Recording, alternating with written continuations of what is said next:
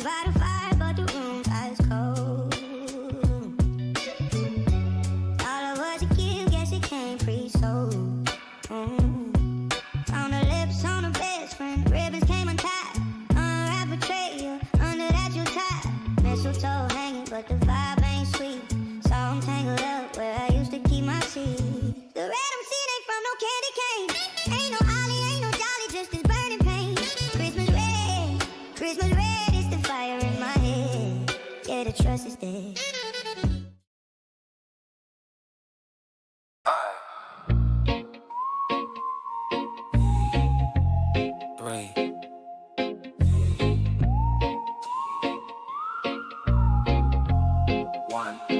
Yeah, we on it. Pop a cork, set the scene. Gold glass, big dreams. Little hood, still pristine. Laugh lines where lipstick sheen. Secrets fizz when we sit down. High heels, low-key crown. Spill tea, still hold it down. Toast up, level up now. Champagne secrets, sip, save it, spill it. Grown and sexy, talk that talk, but we are when we feel it. Champagne and power, glow in the midnight hour. Little hood, whole lot of class, we gon' cry and laugh louder. Slow pour, let it rise. Real talk, no disguise. Bad days, but we still thrive. Soft heart, hard-earned pride. I'm enough. Big bag, big piece too. Pray first and make moves. I'm blessed. Self-love in every view. Hit play, it's a new you. I'm chosen. Champagne secret, sip, save it, spill it. Grown and sexy, talk that talk, but we are when we feel it. I'm healed. Champagne and power, glow in the midnight hour. Little hood, whole lot of class, we gon' cry and laugh louder. Picking down, new ride. Deep breath, slow sound, champagne. Secrets out now, I'm ready. Picking down, new ride. Perfect, now champagne. Secrets out now, I'm ready.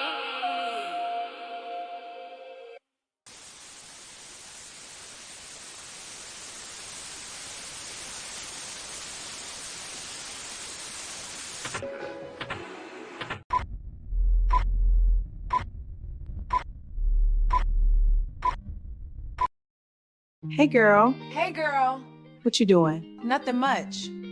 Get dressed. For why? Because we're going to the city.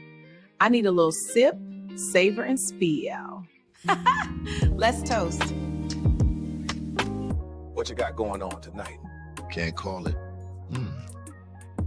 Owning the night. What you getting into? Empress down in the city tonight. I'm feeling like champagne.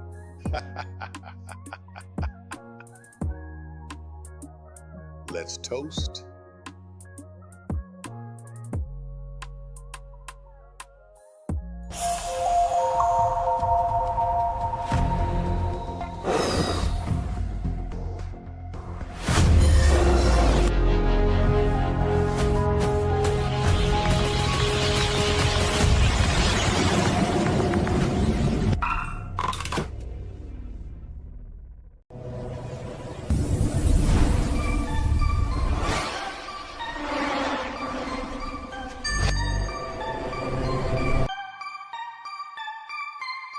The content you are about to indulge in may contain high levels of truth, sarcasm, and emotional damage.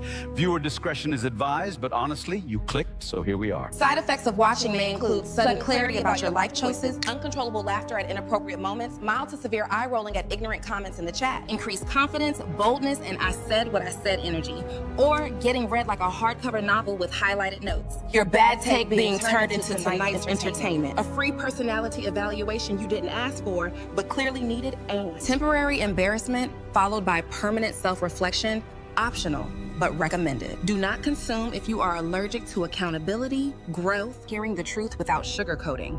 If symptoms of being triggered persist, log off, hydrate, and try again tomorrow. By continuing to watch, you agree that your feelings may or may not be spared, and that's between you and your Wi-Fi.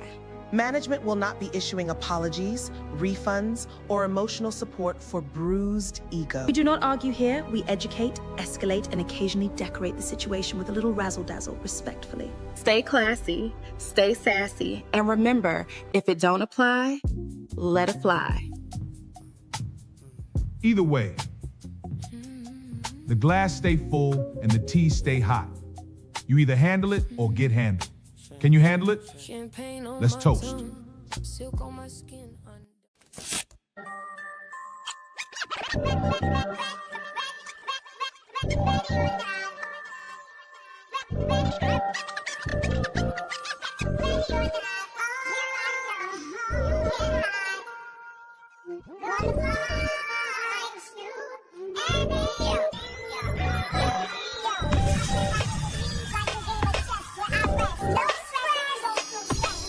You want answers? I think I'm entitled. You want answers? I want the truth!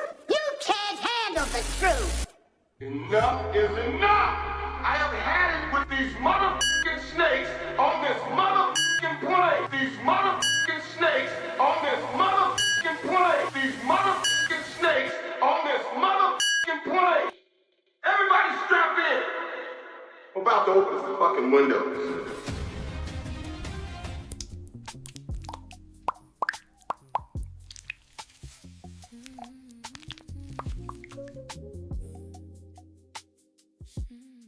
Champagne gang, FizzFam, confidants, and visitors to the Champagne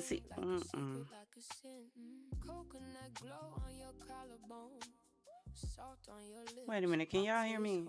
There we go. Y'all, it wasn't working before. I didn't know what was going on. And visitors to the Champagne City, welcome in. Come on in for another show. It's been a little minute, but that's okay. Come on in. Y'all know I'm in transition. Don't do too much. You already know what's going on. You already know your girl be tired because I got a J-O-B. I'm not like the rest of these content creators, baby. I don't have all day to sit back and create. I don't. I gotta go work a 9 to 5 until the Lord say otherwise. So we only have a little time for these creations, and your girl be tired. Y'all know we do a show. A whole show. Welcome in. Grab your things, your tings, your rings, and everything else. If this is your first time here, hi, I'm the Empress, and you are joining me for grown discussions, baby, and bubbly banter. Over here, we give classy with a twist, huh? A little clink with chaos with a side of charm. So if you're ready to sip, savor, and spill, please grab your glass of your favorite bubbly. I don't care if it's sparkling water. Please make sure you're comfy. Fellas, your PJs. Ladies, your jammy jams. Kick your feet up in one of those Chase lounges. Say hi to a few people in the chat because we friendly over here. And let's get ready to get into the show. Y'all ready to open up some of these windows? Because I done had it with these mother freaking snakes on this mother freaking plane, and we gonna get into it. We gonna get into it on today, but you already know, first things first, let's get into this positivity and these affirmations. Please take those glasses and raise them high in the air. Today we're talking about don't stop building. Tonight, keep laying the bricks, even if nobody notices yet, even if the vision still lives mostly in your heart. Even if the results aren't showing up as fast as you hoped, keep building, because the strongest things in life are built long before they're admired. The foundation gets poured before the ribbon cutting. The blueprint comes before the skyline. The discipline comes before the success. Don't stop building. I know it's tempting to get discouraged, to look at how far you still have to go, to compare your chapter to someone else's highlight reel, to wonder if all this effort is really making a difference. It is. Every lesson is a brick. Every setback is a beam. Every time you choose growth over comfort, you're adding another floor to something future. Will you be grateful for it? Don't stop building, not because it's easy, but because it's worth it. The dream deserves your consistency. The vision deserves your commitment. And the person you're becoming deserves a chance to exist. So don't quit because it isn't finished. Of course it isn't finished, and neither are you. Don't stop building. There are rooms with your name still on it that don't exist yet. There are opportunities being created by the work you're doing right now. There are blessings connected to a version of you that's still under construction. Keep going. Keep learning. Keep refining. Keep showing up. Brick by brick. Choice by choice. Day by day. Now say it with me. I honor the process and I trust what I am building. I stay committed even when progress feels slow. I keep showing up because my vision is worth it. I am building something strong, something lasting, something extraordinary. And tonight, I refuse to abandon the dream while it's still becoming. Because cathedrals aren't built in a day, and neither is greatness. And if you feel that deep down on the inside, lift your glass in the air with me. Let's toast.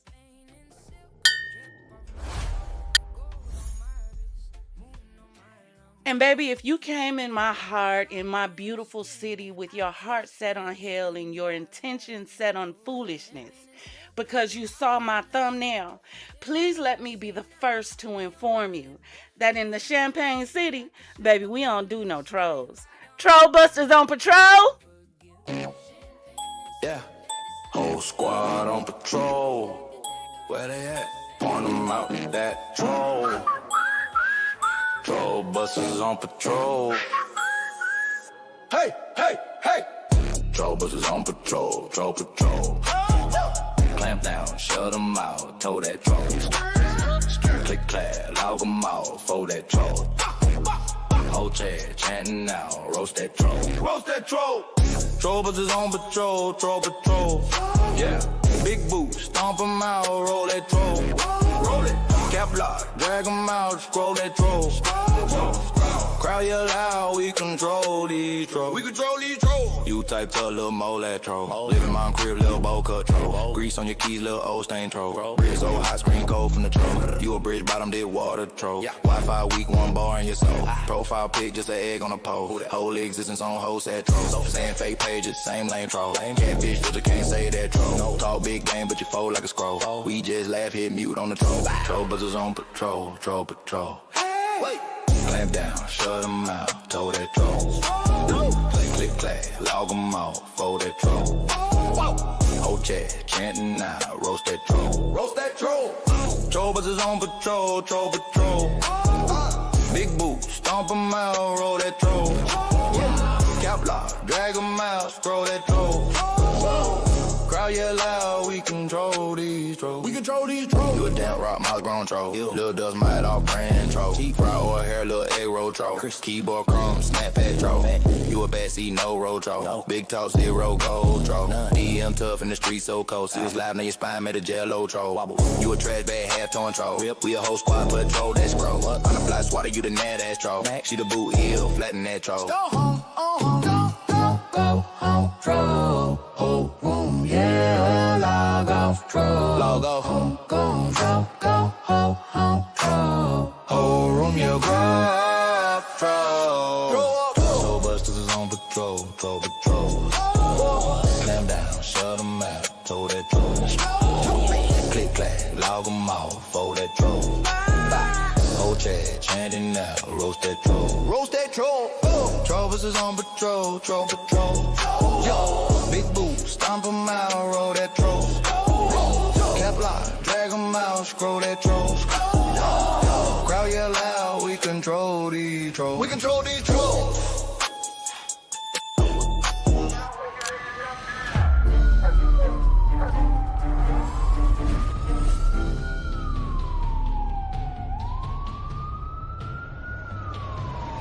Police! Help! Police! Help! Police! Help! Here we go again.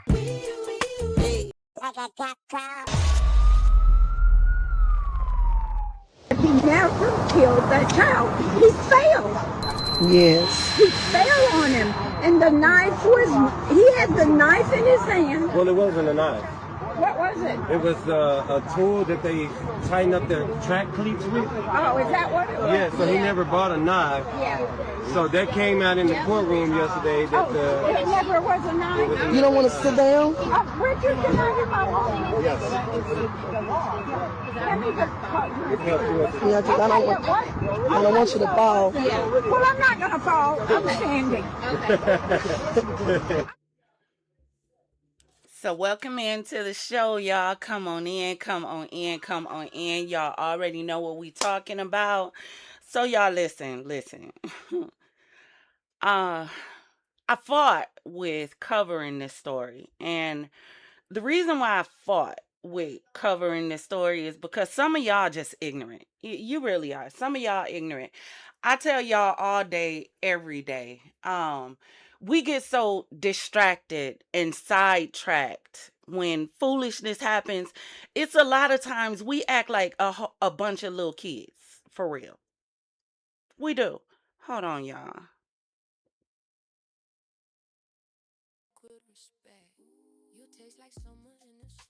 I had the music, but y'all didn't. Sometimes we act really childish and immature because we get distracted. And my biggest problem is we get distracted by words. We get distracted by names. And we lose sight of what we should be focusing on. At the end of the day, this has always been about a young boy lost his life. And another young boy is on trial for it. At the end of the day, that's it. But what happened? What always happens? You have these sewer rats and treasure trolls that come out and they do like little kids do in grade school. They take stuff and they just pick. And they pick. And they pick. And us on the other side, because we still want to act like we're in grade school too, like we haven't grown up, instead of ignoring little treasure trolls and immature individuals with no home training, emotional EQ, or basically timing with anything to do, you want to turn around and engage. And you lose sight of what the whole thing is about. I am so sick of us getting so angry and so triggered by fucking words. I don't know what to do. I really don't. Y'all are so triggered by somebody calling you a nigga that you can't see past nothing else, and you lose focus of what the real fight is. I keep telling y'all are fighting the wrong way. You cannot win this fight physically. You gotta win it intellectually. If you do not subscribe, whatever damn words you want to use, to being ignorant, why are you triggered by a word?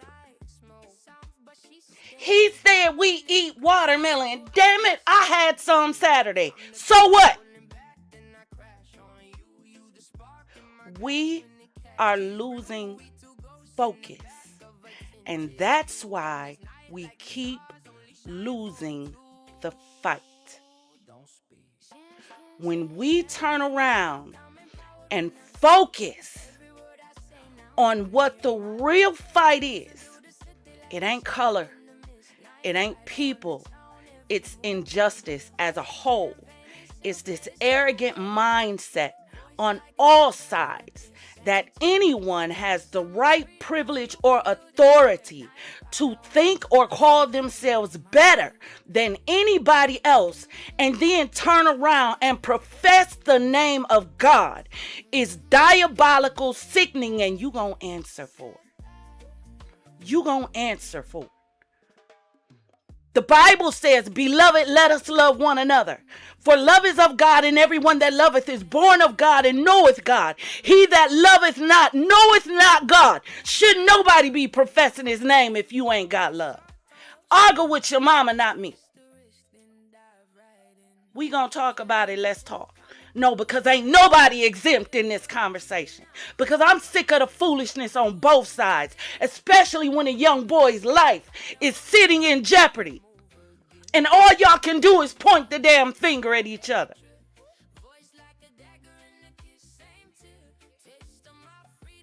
We gonna get into it. Y'all might not like this one. You might like this one. I don't know. But you better be respectful. We already had this conversation. No trolls. You able to feel how you want to feel on either side. And I'm still going to say what I'm saying. If we are not keeping this thing about these two young men, we have a problem. We got a problem. We got a problem. Do you know what the biggest problem is? Hold on one second. Hold on. Let me show you. This one right here. Yeah, we gonna get into him. Because y'all let this idiot right here trigger y'all. Yeah. Y'all let him get on here and trigger y'all when at the end of the day, you know, anyone with real discernment saw what he was from the beginning. So why let him trigger you at the end when a snake is always a snake, no matter whether it hisses, sits, slithers, ticks or not. A snake is a snake.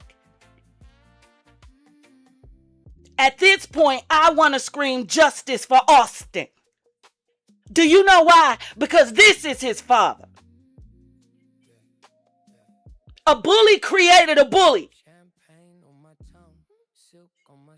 Unchecked behavior creates unchecked behavior and entitlement.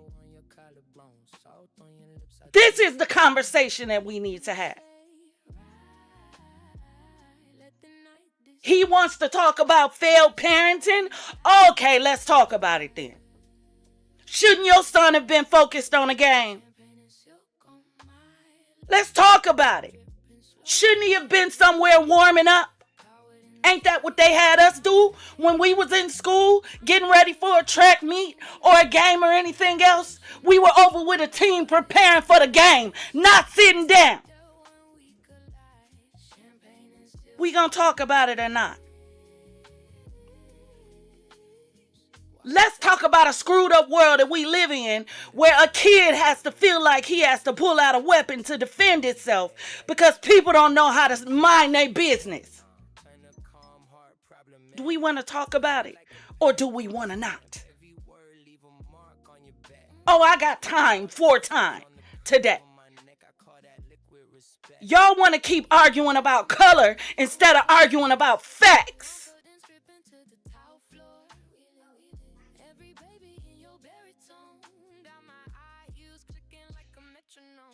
This is sickening. And the reason why a character like this can feel so entitled is because we got an orange mother in the office who feels like he can say and do whatever he want to do. And y'all sitting back cheering him on. And I'm looking like, you talking about this doggone man who can't stop shitting on himself in public. But y'all spend a whole campaign talking about Sleepy Joe, Sleepy Joe, Sleepy Joe. Ain't nobody talking about Poopy Drumpf. Huh? Cause sir, Austin's dad. Cause you don't even deserve a name, coward.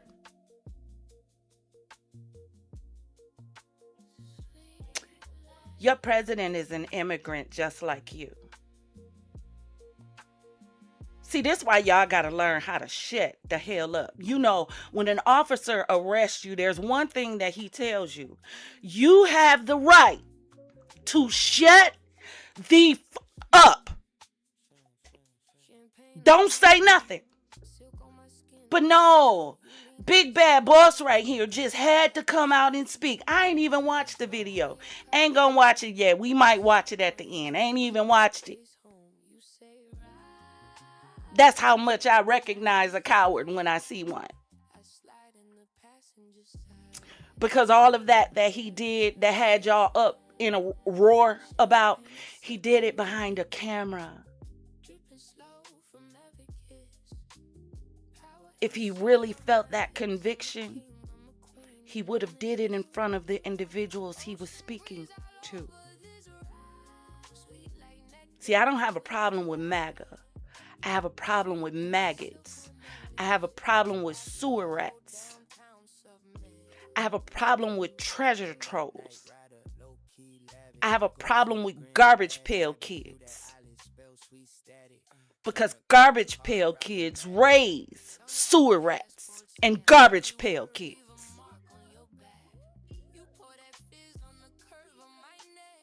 So you can't blame the kids a lot of times. Sometimes you gotta look at what created the kids. That ain't all the time the case. Because some of these kids go on their own. Oh, but whenever you see a kid behavior, then you listen to the parent and it sounds like a complete mirror. Oh yeah. Oh yeah. We know where he got that from. This smug, arrogant asshole on this screen. Me and the Lord done already had a conversation. He forgive me, Father. He know his child heart. No, because all of y'all that's out here raging about you love black people. No, I need you to start loving black people for real. You think loving black people means being against everybody else. No, sometimes loving black people means standing up to your own when your own is on male bovine feces.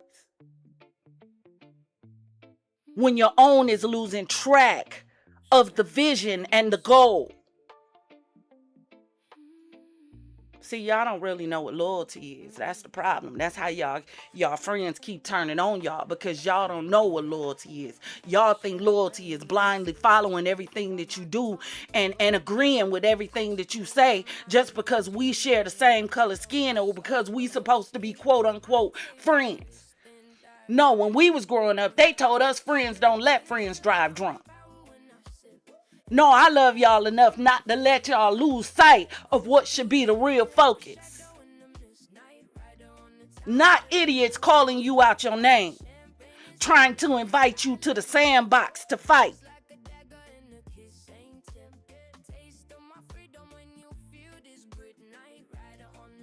Half of y'all done graduated high school, college, and done started businesses and everything, and we still triggered by a word. Still, if we took the power back from it, why are we still triggered by it? Why? Because as long as it triggers you, they're going to continue to use it. We don't get that yet. We don't get it.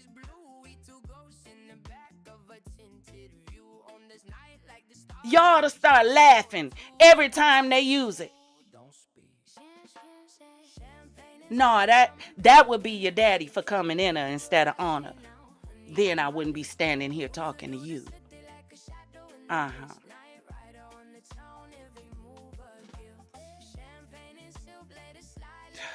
Y'all ain't really ready to talk about the revolution y'all think y'all want. Y'all not really ready. Y'all not really ready. Because they tell you in order to love you, you got to hate them.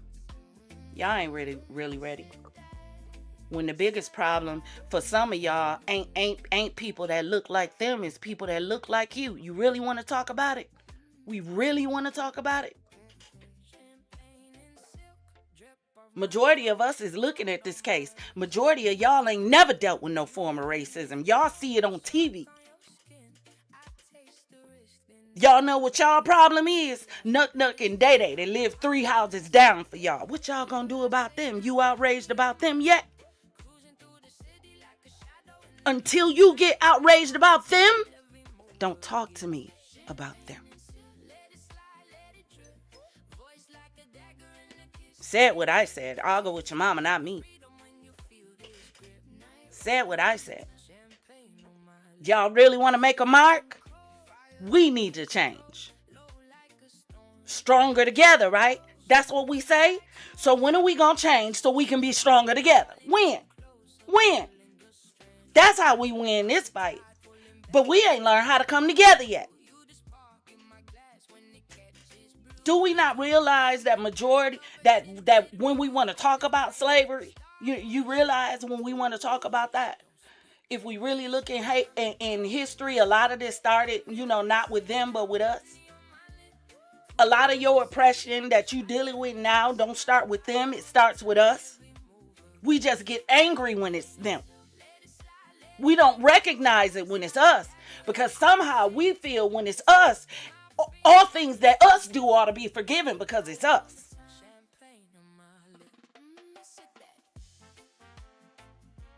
You tell us buy black on, but then us hack up the prices on us, so us can't afford black on from us. We gonna talk about it or not?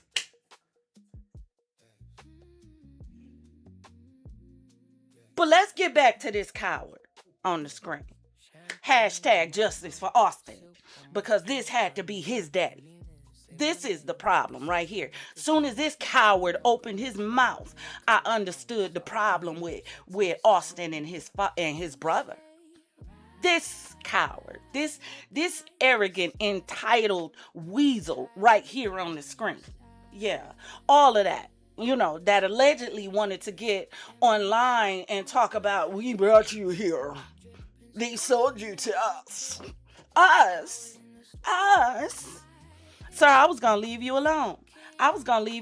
But you think you smart. You think you slick. Okay, so let's start here. This is why I told y'all got to learn how to fight the right way. Let's start here. Metcalf is not an American name. Sir. Oh, yeah, she one of the smart ones. Oh, you ain't going to be able to play with me. Oh, no. Metcalf, dear, is not an American name. You want me to bring you facts? Okay, hold on one second. You see this? Hold on. Let me move this out your way. For a second.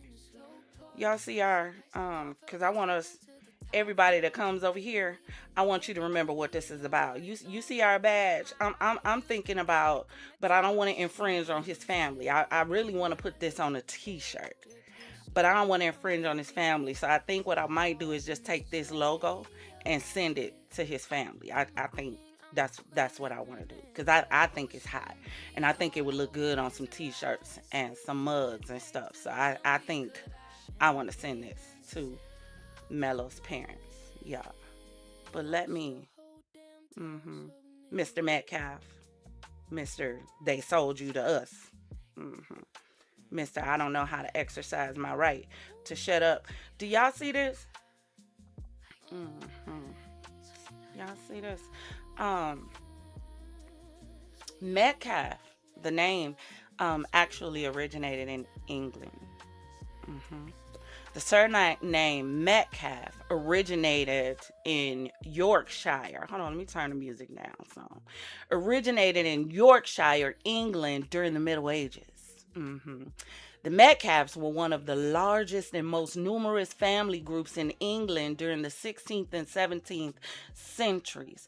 North America, early settlers brought the Metcalf name to America in the 1600s and 1700s. So that means you were not born here. Huh? Somebody say something? Mr. We were here first? Somebody say something? Because it sounds like you migrated. Just like your president, Trump. Not Trump. Oh, did y'all know that? Maggots. Sewer rats. Since y'all like calling names. Since you like triggering people. Let's all be triggered today. How about it? How about it? She got time. You see that? 16 and 1700s. Africa and the Americas. The name evolved through centuries, histories, and generations. You see the journey? Europe, Australia. Never once did it say it originated in America. Never. Never. But you guys like talking without foundation. Like he was talking about all that stuff about God.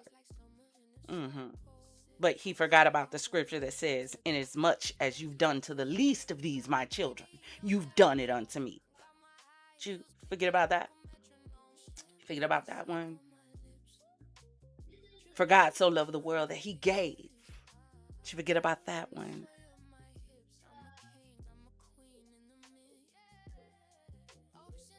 Let's continue. Hold on. Hold on.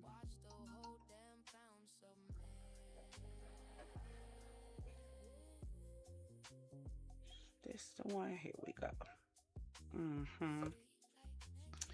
I just wanted to show another picture because, I like giving y'all visuals.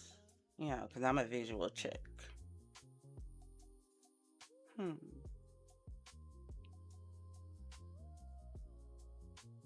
So do you think it was inhabited when they came here? What do you think? Drop in the comments and let me know.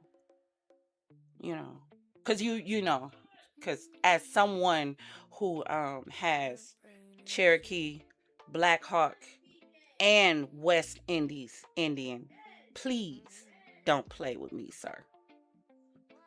Because the first thing that you should have thought about as soon as he said, we were from here. We were here first. With who name? Metcalf.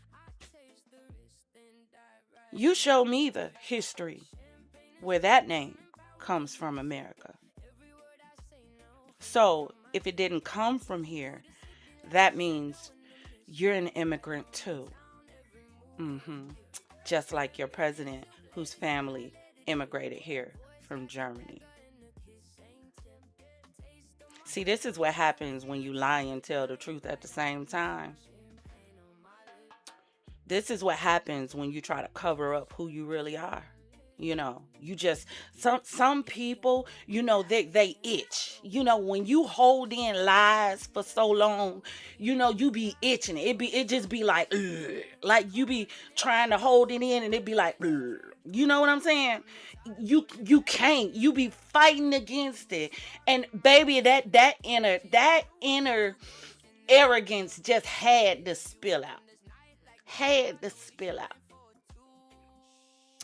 I don't care about a racist. I don't care. You can feel how you want to feel. You can think how you want to think. But don't stand in my way. That's how I feel. You be racist on your side of the street. And I'm going to do me on my side of the street. I ain't got to mess with you and you ain't got to mess with me. The problem with us nowadays, we spend too much time messing with each other. See, I'm the type of person, if I don't like you, I ain't got to call you, I ain't got to talk to you. If I see you, you don't exist. I don't check your post. I don't check your page. I don't check your Instagram. I don't check your TikTok. Why am I checking for how you moving if I don't like you? It sounds like an obsession to me.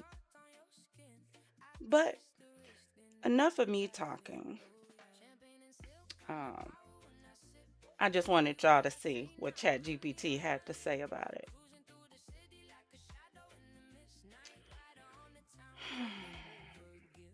A Native American family could have that surname through intermarriage or historical record changes.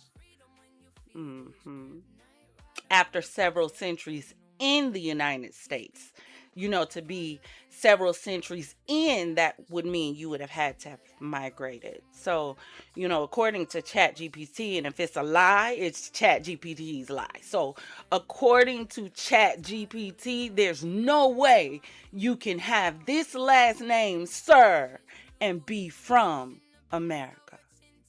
I'm sorry to inform you and all of your supporters who support your male bovine feces.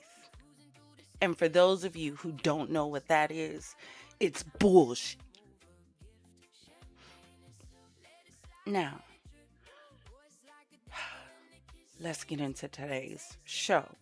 So, what I want to do is go back and Court TV actually covered day 1 and day 2 of the trial.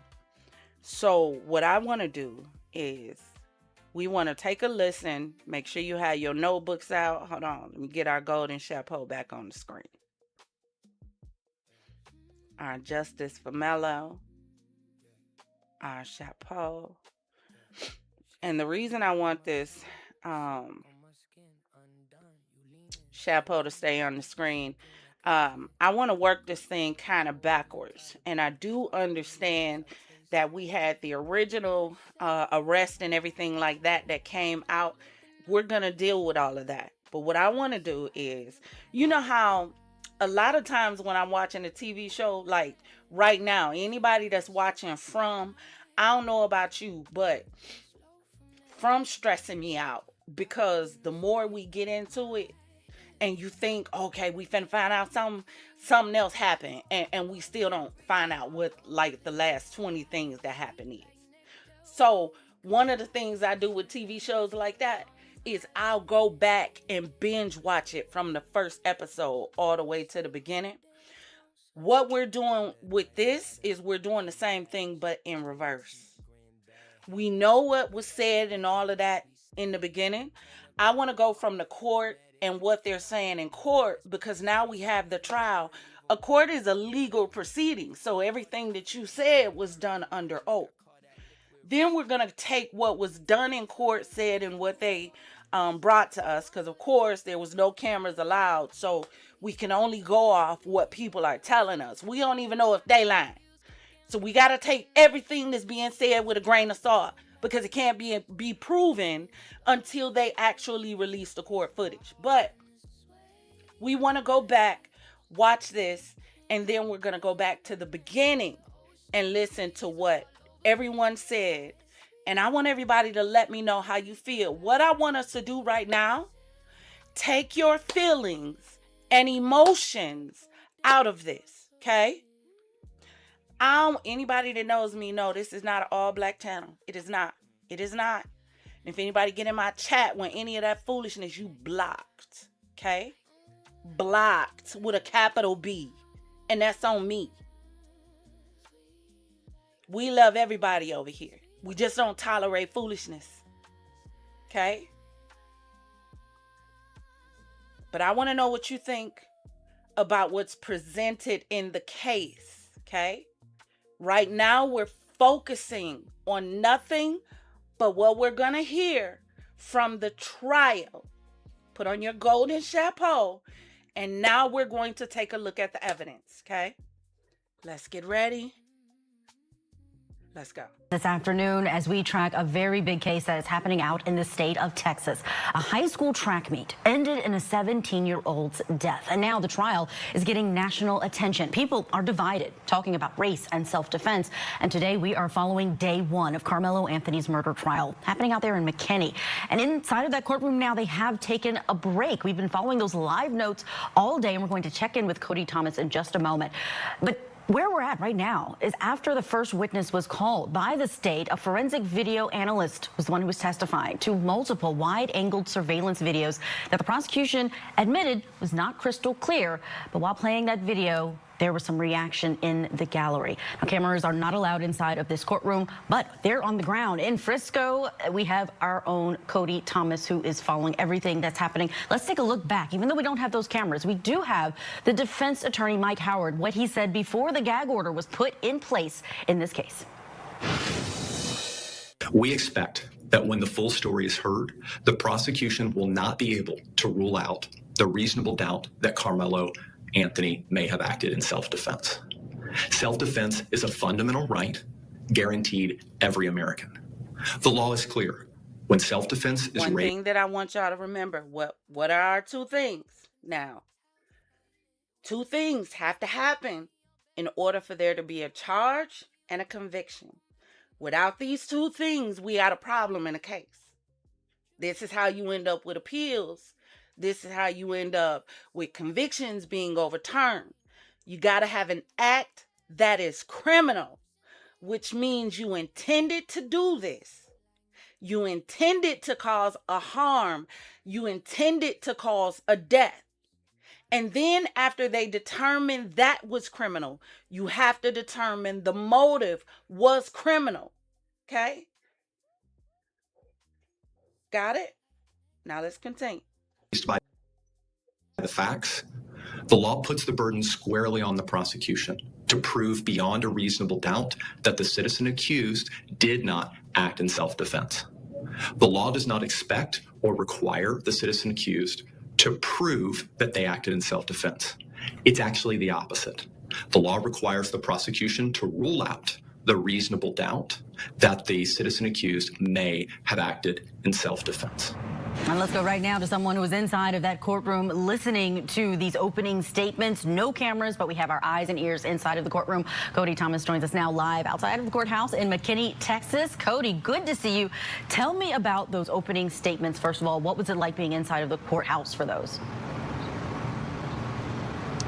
Well, yeah, Julia, as we know this judge is really laying down the law inside that courtroom, being very strict on how people go to and from the courtroom and about, us as media using electronics. He even admonished members of the gallery for whispering to each other, saying if he caught somebody whispering again, I didn't see anybody whispering, but, he just said if he saw that again, they'd keep them out.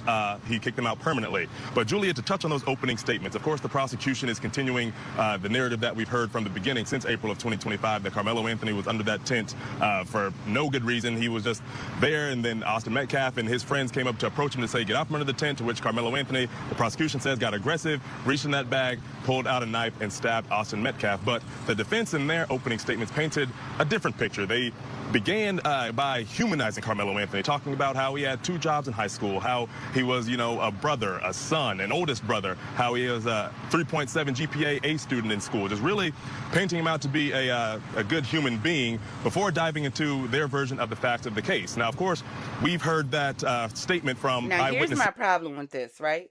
And it's not even just with Karmelo. It's actually with any case. If you have an individual that has unalived someone else, right? I don't care if this was a millionaire and he built the first spaceship that can go to the moon, establish a civilization, and bring you back to Earth. None of that matters in the moment you are dealing with a life has been taken and you have a suspect in front of you. I don't care if they was a 4-point student, a 5-point. I don't care if they were a 12-point student. Right now, this ain't about talking about character. This ain't about talking about the cat that was saved. None of that matters. What matters in this moment is this baby's life is on the line because there was an incident. And we got to determine whether or not it was self-defense or whether or not he acted purposefully. Those are the two questions. That ought to be stopped. It ought to be a law put in place or something that stops them from coming out where they were a 4-point. I don't give a damn if they were a 4-point student. What happened in this moment? What happened to lead up to this moment? That's all that matters in any case. Or a witness on the stand, or not on the stand, in the area, saying that Karmelo reached into the bag saying, touch me if you want to, or see what happens if you touch me. And that's what led, when Austin pushed him, he stabbed him in the chest. But the defense attorney says it was more of a, as long as you don't touch me, we'll be cool. implying that, everything's fine. I understand there's a verbal altercation going on here, but just don't put your hands on me. So that was the narrative the defense painted there. They also said that Karmelo was under the tent because he was seeing somebody he was familiar with, a friend of his still girlfriend now, somebody he'd been acquainted with, somebody he recognized. And then they walked through some of that video, Julia, showing that Karmelo Anthony was under the tent for about 2 minutes before Metcalf, his twin brother, and their friends got to the tent, and the whole ordeal went down in about 4.5 minutes of both of them, both parties being under that tent, Julia. But again, emotional out here. I'm looking around it here. There's a lot more demonstrators than there were yesterday during jury selection. So, each side is here. It's a polarizing case, of course, that has caught many headlines across this country, but those opening statements were definitely powerful on either side. Notes, Cody. We're so fortunate that you've been able to share with us what is happening inside of that courtroom. Tell us more about the surveillance video, because your notes on this were very interesting. What were you able to see? And then I also understand there was a reaction from the victim's family when that was being played.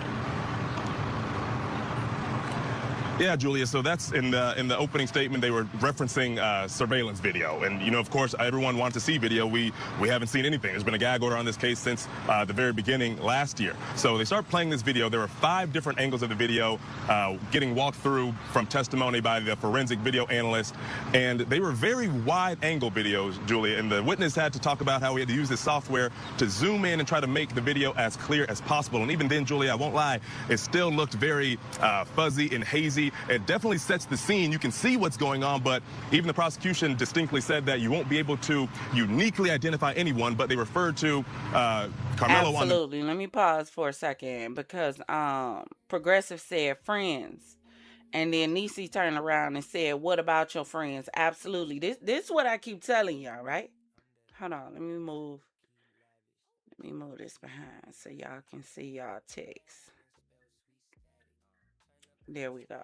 This is what I'm talking about, because he pulled up with his little gang, right? They all tough. See, a lot of this stuff when it comes to situations like this would have never happened if he was by himself. He would have never pulled up the way he did if he was by himself. This is what happens when you have a gang mentality. This is problem number 1. Nobody can convince me. Cream team, caramel macchiato team, mocha team, I don't care. Nobody is going to convince me if Austin had been by. See, the way they made it seem, remember, we can't go there. I can't do that. Blah, blah, blah, blah. Forget what I just said. Nobody can make me feel like this boy would have done this had he came to this meet and it was just him and his brother, or if it was just him. Nobody. It's a gang mentality. This was probably the bully crew in the school. Let's continue. You drop in the comments and let me know what you think.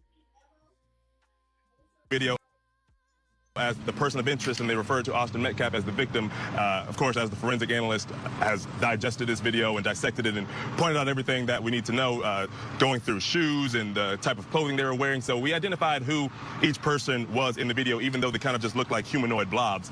But you see, one thing that stood out to me, Julie, is that, I'm very familiar with track meets. I was under the impression that, when you go to a championship track meet, you have multiple tents on the same side of the bleachers. But in this video, because it's early in the morning, just before 10 a.m. when all this happened, the high school where all this went down, Memorial High School, it was just an isolated tent in the bleachers by itself. There were no surrounding, schools or anything in the general area. You saw some schools walking in, but I guess, the meet was just starting. But anyway, they identified Karmelo walking up the bleachers, kind of walking towards the tent. He kind of goes towards someone, and you see him standing there for a couple of minutes. Then you see Austin Metcalf, his twin brother, and his friends walking up and getting under the tent. And then once everything's happening under the tent, it just kind of looks like a blob of people. You can't really make out anything that's really going on for 5 to 6 minutes. And then you see a quick to and from, and they were implying that was like the push, the initial contact. You can't really see anything happening. 5 to 6 minutes. Pause. No adult intervened. We're talking a blob of people. Now, we got to walk through this thing, right? So they came in. He already said they about 15 deep, including Metcalf, right?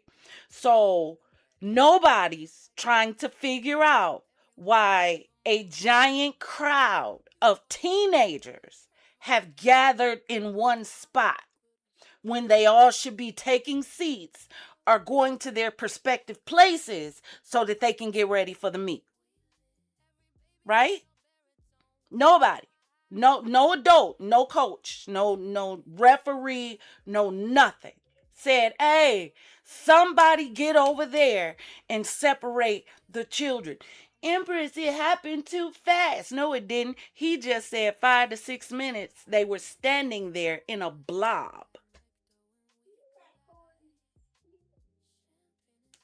And there's no accountability for the adults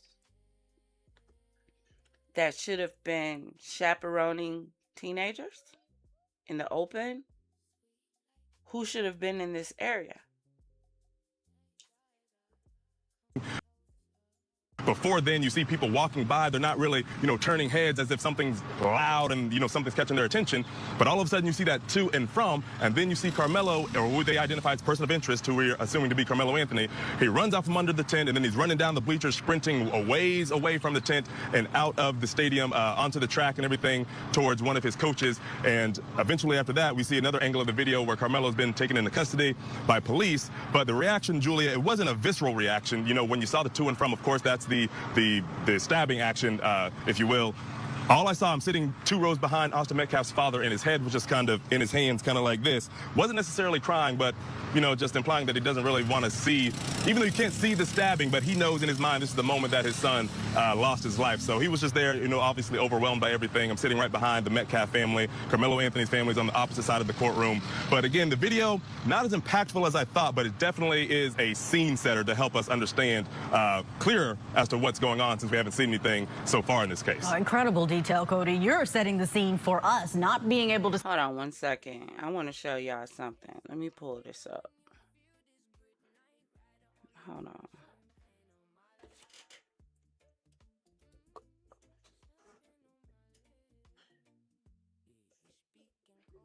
YouTube, this is for educational purposes only.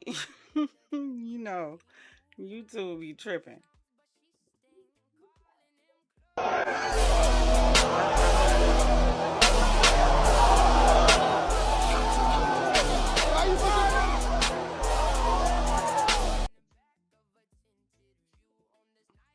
Do you think if he would have had a weapon, do you think he would have used it?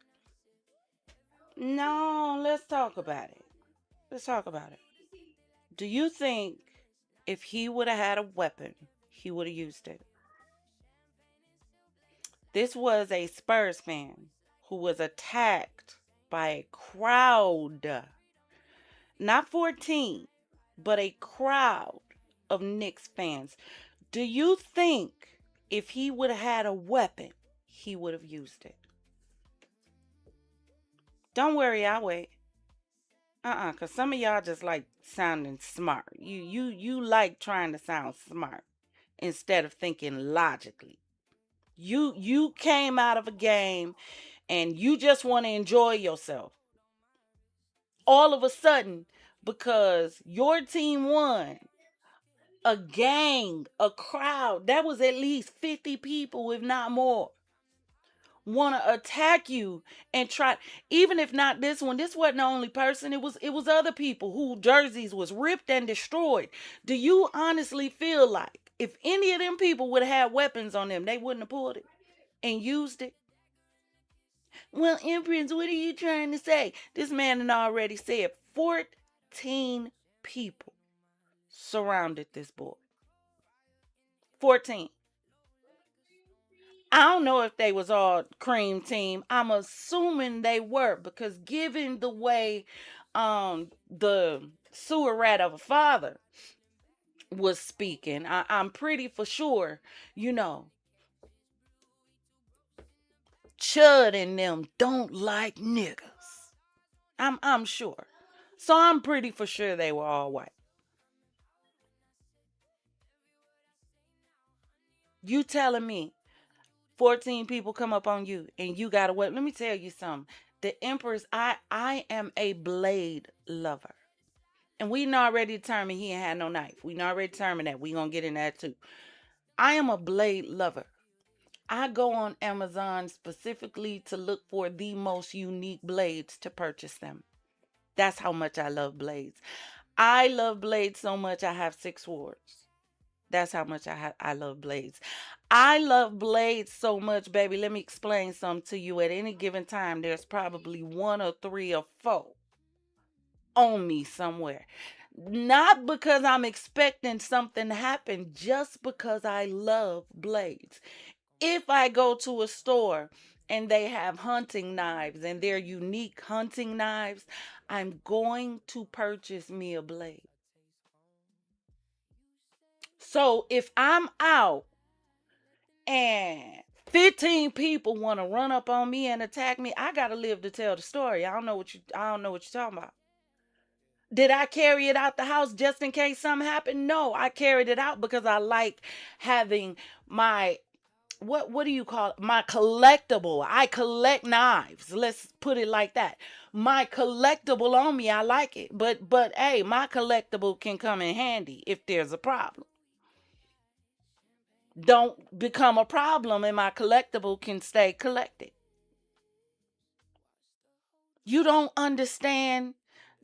Man, take your retarded feelings out of this. Take it out. Because some of y'all don't even hate that much.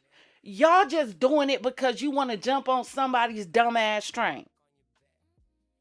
Y'all don't hate the way y'all trying to pretend like you do. No, y'all don't. Y'all on either side. Y'all don't. Y'all just want to be a part of something. Y'all just feel like you gotta pick a side because the immature adults in the room done told you, choose a side. It's either them or us. And everybody looking dumb. Because everybody done lost the plight. Y'all so busy arguing and fighting with each other, y'all done lost sight of Karmelo.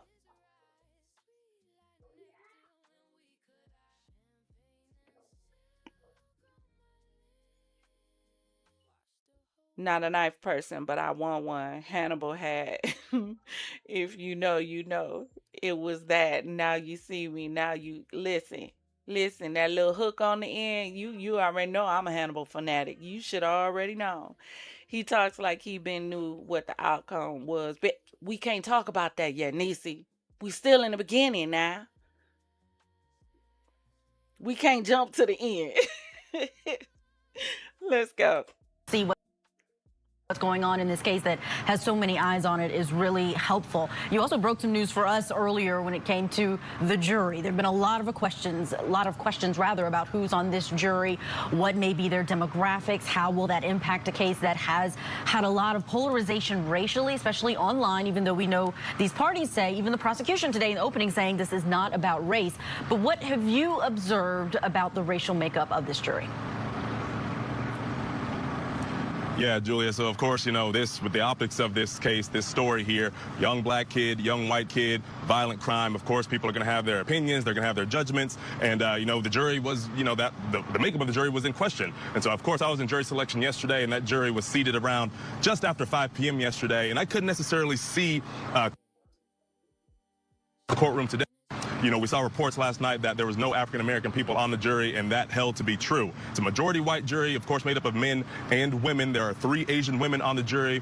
One looked, what looked to be a Middle Eastern woman on the jury, and another person of darker complexion on the jury, but none of them were African-American. There's a total of 12 jurors, 6 alternates, so a total of 18, I guess I should say. But yeah, majority white jury. All the men are white as well, so the reports were true. No African-American people on this jury. Now, I remember let me tell you something with this. And this is where I said the whole problem with Karmelo's case, his defense team, from the beginning, the problem is the defense team. This should have never happened. I have watched enough court movies. You have watched enough movies with court cases in it. In the court case, the number one thing they do is they sit there and go through all them jurors and ask them questions about whether or not they can handle being on the jury or not. They dismiss some, they hold some on both sides. How exactly do we end up with a jury that has none of his peers on it? How?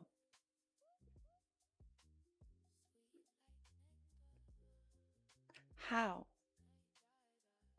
Matter of fact, I would love to know the ages of the jurors. Because if there was nobody on this jury that was close to his age, that's another problem. This is why when y'all end up in situations, you better make sure you got a defense team that's on lock. Because I feel like his attorney set him up for failure from the beginning. During jury selection, the defense raised an objection to the prosecution's strikes. In the strike zone, there were 3 black female jurors that the prosecution wanted to strike, and that would have been all the African-American jurors that were available at the time. And the prosecution says they did not strike them on a racial basis, but on an occupational basis, because they were all educators, and they thought that would hold some sort of bias because all of this went down at a school. But the defense's objection was eventually denied by the judge, and the judge, granted the strikes on behalf of the prosecution. So those are the only 3 available African-American jurors at the time. Right before the jury got seated, that objection got denied about 15 minutes before it was seated yesterday. So majority white jury, 3 Asian women and 2 women of color, but no African-Americans at all. And the judge saying that there were race-neutral reasons for the strikes of the African-Americans in that pool. Cody, Thomas, thank you for all of those details. I know you got to get back inside of that courtroom and grab some lunch before you get back. So we will see you later on. There's no escaping how polarizing this trial is. I'm trying to understand what the race-neutral reasons could be. Because if you want to be race neutral, then the jury should have been race neutral. Because the same way, and I get what they're saying. They're saying they dismiss the black jurors because they felt like they would be biased. Well, if you dismiss black jurors because you felt like they would be biased, well, get it? Does it make sense now? So it's okay to have one side biased and not the other? Because what does race neutral mean outside of that? You wanted to remove any way possible there could have been a hung jury? You wanted to remove anybody that would have looked at this and said, not guilty? That's what it sounds like to me. Y'all, I'm starting to feel, look, I done watched enough movies. Y'all remember that movie back in the day? It was called The Net. It was with Sandra Bullock. And Sandra Bullock didn't have any family, friends, or nobody. And they came in and kind of cyber hacked and took over her entire life.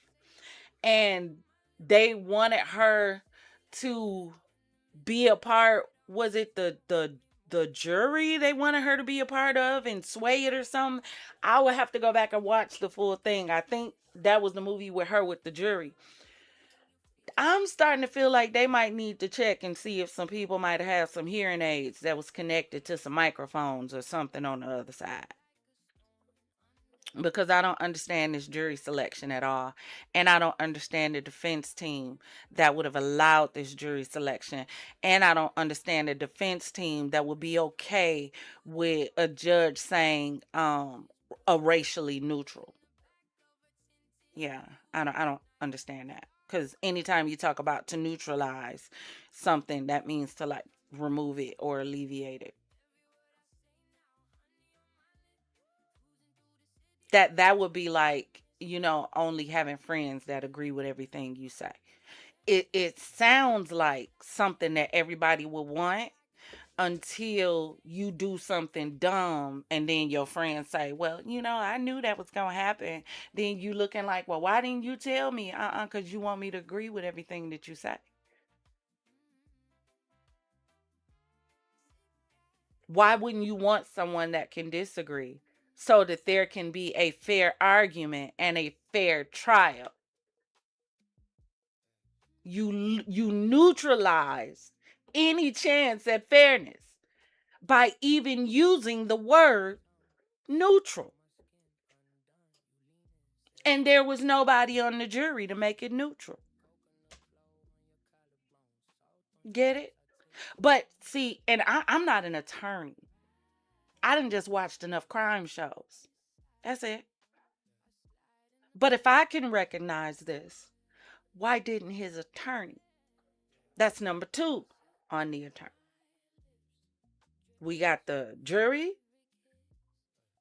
that is current, and then we got the neutralization of the jury that it could have been. But let's continue. Karmelo's mother and Austin Metcalf's father have spoken about the emotional toll here. And joining me now is someone who knows really better than anyone about a trial being this polarizing. He's an attorney who successfully defended George Zimmerman, who was accused of murdering Trayvon Martin. And that was a case that had issues of race and self-defense. It defined that trial as well. We have with us Mark O'Mara. Mark, it is so good to have you on. Thank you so much for joining me. I think you're an important voice here because whether you see it this way or not, there are many people online, people who are reacting to this case, and it often seems this way whenever we have a case where 2 different parties are of different races. You have a self-defense allegation and one is unarmed, the victim.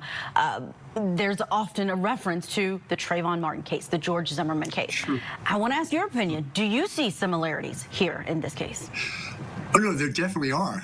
It is undeniable, and we can't and really shouldn't even deny the harsh reality that race interposes itself on most criminal trials. It imposes itself on the criminal justice system as a whole. And it does so here in this case, only because they are of different races. Now, I'm not saying that Karmelo had any racial intent in his actions, but we as the observers, right, as the viewers of it, look at this and say, oh, obviously there's a racial component. There may be nothing And this is where I say ignorance. Ignorance. I don't understand why we can't be in a place where at the end of the day, if you unalive somebody, it's murder. Period. Whether you black, whether you white, whether it was black versus white, whether it was white versus white, whether it's white versus black, whether it's Chinese versus Oriental, murder should be murder. The problem is, and the reason why we can never get away from this racial aspect is because we don't know how not to see race. You don't know how to look at an individual and see an individual and not the color of their skin. Well, Empress, that's just dumb. It's dumb only if you make it dumb. I don't look at people and see a box of crayons. I look at people and see people. Do I notice that a person is a different color than me? Yes, but if I call a woman beautiful, I'm calling her beautiful because she's beautiful, dumb ditty. I'm not calling her beautiful because she's black or white. The hell is wrong with y'all? This is why this country is falling apart. Because we still arguing over a box of crayons. We arguing over the 2 colors in the box that literally mean the absence of color. Do that make sense when I say it out loud? Do you not realize that white and black both are the absence of color?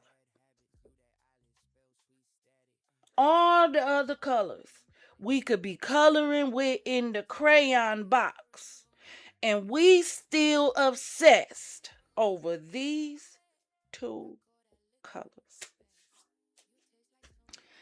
Jesus, fix it. Nisi said, only in sundown towns, everybody related with 1 grocery store and 2 churches. And the trial should have been moved. Should have been moved, definitely. Because, hold on. Because again, I say, most of these attorneys across cultural lines have records longer than the people they are defending. Not allegedly. Absolutely. I listen. I've seen that. Didn't we just cover the guy, and we're gonna get back into that because I gotta look into it some more. Didn't we just talk about the attorney who was arrested for sexually, you know what, to his son's friend, and somehow y'all newly elected, or who you trying to get elected over there where it happened at, got him off, got the felony reduced to a misdemeanor. He gets to stay an attorney in good standings. and that baby gets no justice. We just talked about that. These people don't care. It's sick. They want to see y'all tear each other up so they can sit back and laugh and make money off of it. Make bets off of it. It's crazy. In their minds the day that this happened, this tragedy occurred. But we look at it as lawyers and as commentators and say we have to be aware of it because we know, and I've argued for decades, that there's an undeniable bias existing in the criminal justice system against young black males. Used to be we could never even talk about it 20 years ago or so. Finally, we can talk about that undeniable bias, but it's there. And I would tell you, I'm very concerned that there's not an African-American on this panel, and more concerned that the state was able to cross out 3 African-American females. Hey, press pause. I'm really convinced you maggots ain't getting no pecker or putty tat. I'm really convinced. I am. I'm convinced all the individuals who choose to spend their entire existence poking, prodding, and hating, I'm really convinced ain't no woman touched you right in a very long time. You've probably only experienced missionary for the last 6 years. I'm really convinced ain't nobody took their hand and touched you in the right places. Ain't no woman whispered sweet nothings into your ear while taking her hand and rubbing it at the nape of your neck. I am convinced you don't have nobody in your life loving you right, keeping you happy at home. Do you know why? Because people who are being taken care of at home don't have time to hate outside of it. There it is. Said what I said. Argue with your mama, not me. When you are being taken care of properly at home, baby, it shows on the outside. You can't help but smile at any and everything, baby, because that glow is still glowing on the inside. Y'all know how it was on the last Dragon. You got that glow.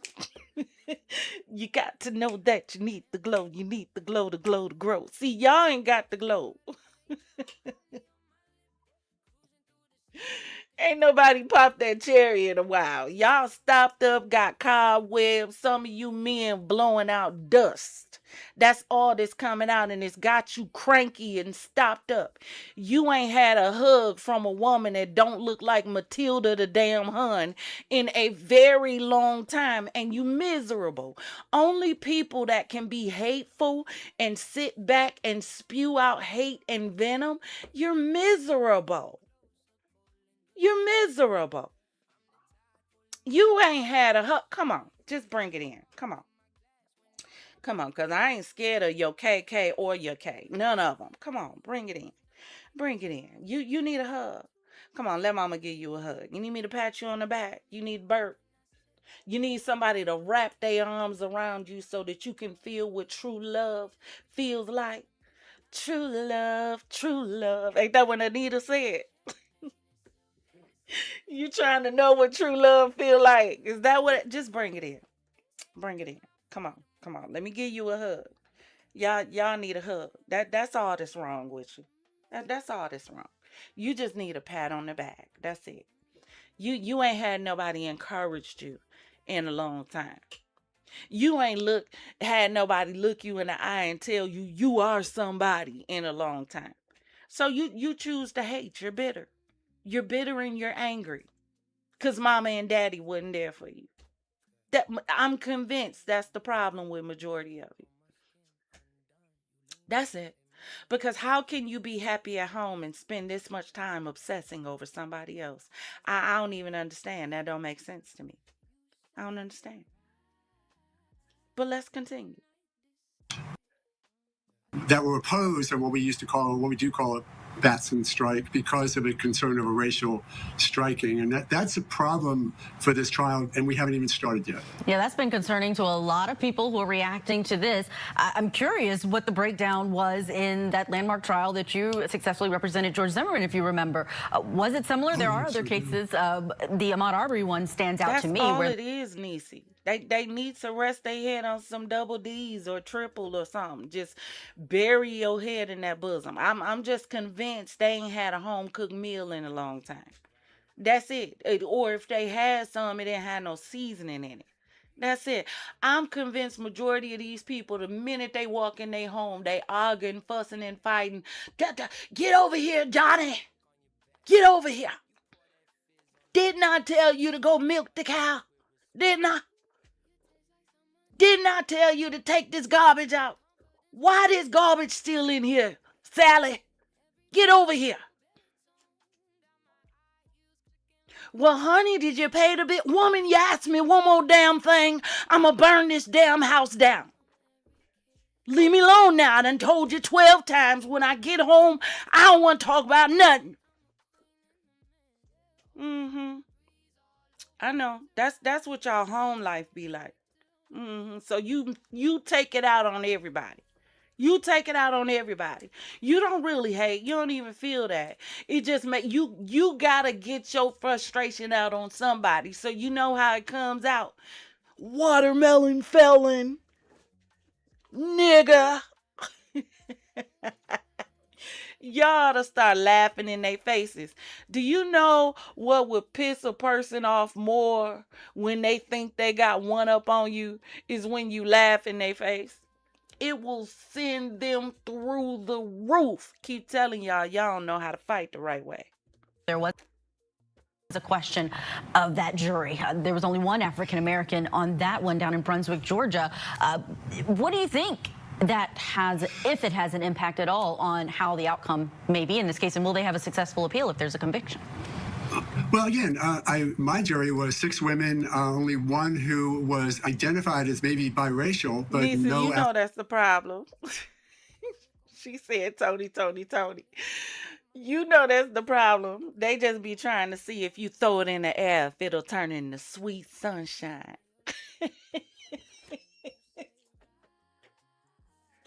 That's the problem, baby. It's an obsession. It's a fetish.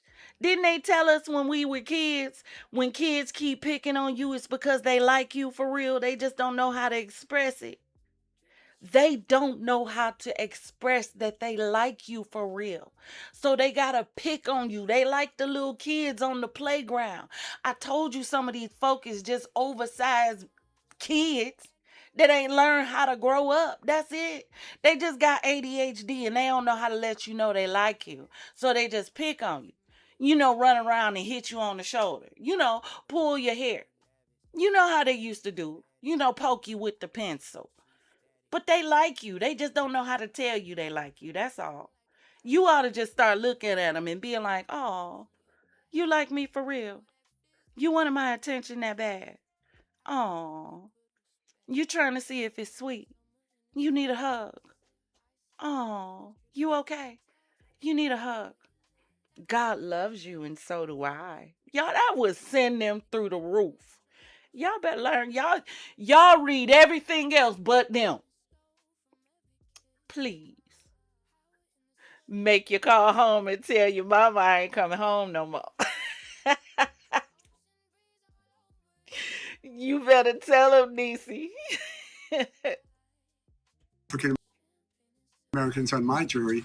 I am very concerned, as I mentioned a moment ago, about the fact that we now go into this trial with a racial component not only existing as it did before jury selection, but now I think exaggerated or exacerbated because now 12 non-African Americans are going to decide this kid's fate.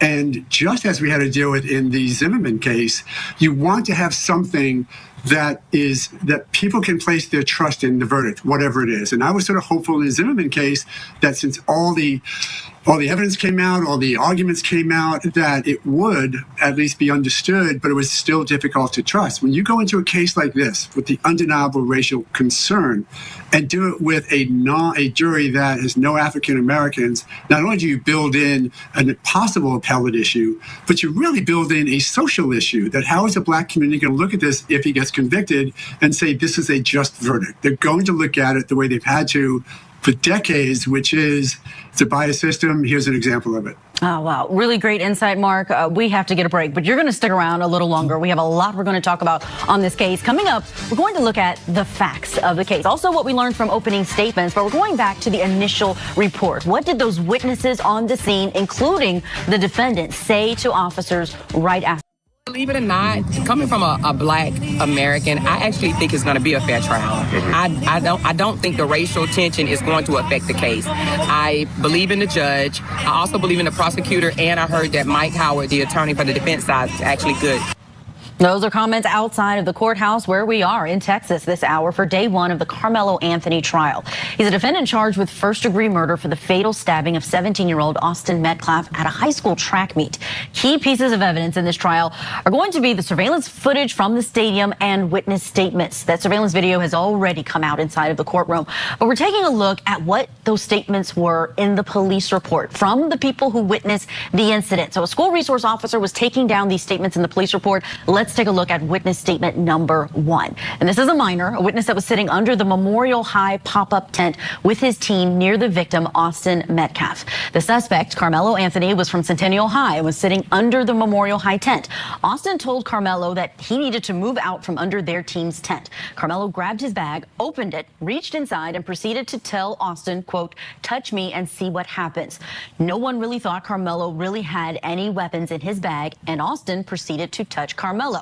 Then Karmelo told Austin to punch him and see what happens. A short time later, press pause. Few things. Number one, I keep telling y'all, and that's what we should have labeled this at. Everybody ain't playing with y'all. I told y'all before, y'all need to start letting y'all kids know everybody ain't playing with y'all, and everybody don't do that bullying stuff. Everybody not playing with you. This could have ended up just as bad if he would have got up and swung on that boy and hit him the wrong way. Do you not realize you can get hit in the wrong spot and be gone instantly? You not understand that? Y'all better sit y'all kids down and teach them a lesson of keeping your hands to yourself and staying out of people's face when they not messing with you. It could all be so simple, but you rather make it hard. Everybody got to prove how tough they are. This is the reason right now why I have a problem with Fight Club networks that don't teach or show anything else except fighting. You don't teach conflict resolution. You don't teach nothing. Do you know why? Because we got a generation of people who feel like the only way to handle a situation is with your fist, with a weapon. If you don't like somebody, you can just charge them up or swing on them and put your hands on them. This is what your kids' TV shows is teaching them today. GTA, if you want to, you can walk up to a woman and take it. If you want a car, you can take it. Nothing that these kids is watching today is teaching them about building an empire on their own. It's teaching them about being streamers, being reality TV stars. You don't have one TV show on for black kids, white kids, or in between that's teaching any of them how to start a business. Not at all. We used to have debutante classes. Do you know how I feel right now? And I saw this on social media. This is how I feel right now. The world has lost decorum, class, manners, and decency. This is how I feel. You know, we used to have debutante classes that taught girls how to be ladies. What happened to that? There used to be boys to men classes and programs that taught young men how to be. Y'all remember the old Rawhide Ranch when we was growing up? They talked about rawhide. You remember that? They got those boys on that ranch and taught them how to build cars and change engines and change oil. When I was in high school, the school that I went to, they had small engine classes in high school for those young men. They had wood shop classes in high school to teach them construction. What are we teaching these kids beside put up your fist and fight and get to the bag? And we confused that we got a whole generation of kids that's violent.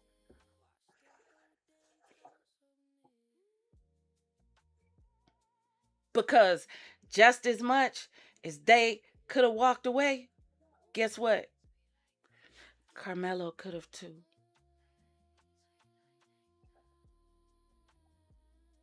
See, there's something that could have been done on both sides to avoid this. But no, guess what? I ain't gonna be no punk. I'd prove I ain't no punk. I was here first. I ain't gotta prove to you I can do what I can do to you when I know what I can do to you. I don't need to prove it just so that you know. Because I know. And when I know what I'm capable of, I don't need to prove it to you.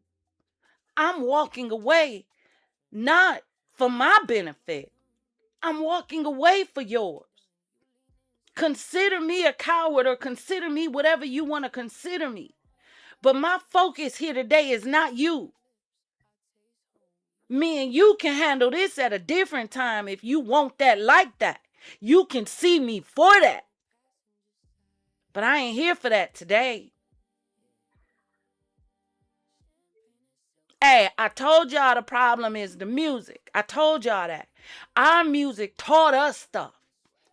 You gotta know when to hold 'em, know when to fold 'em, know when to walk away, know when to run. You better count you better know when to walk away. Laugh and walk away. You don't want that smoke. I'm walking away for you. I'm cool.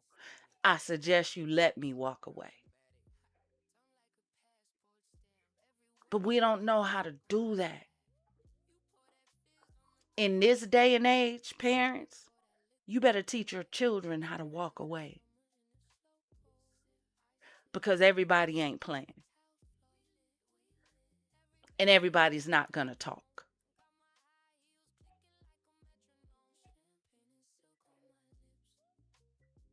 Hold on. Let me drop this down. No decorum. It's happening and it's only going to get worse.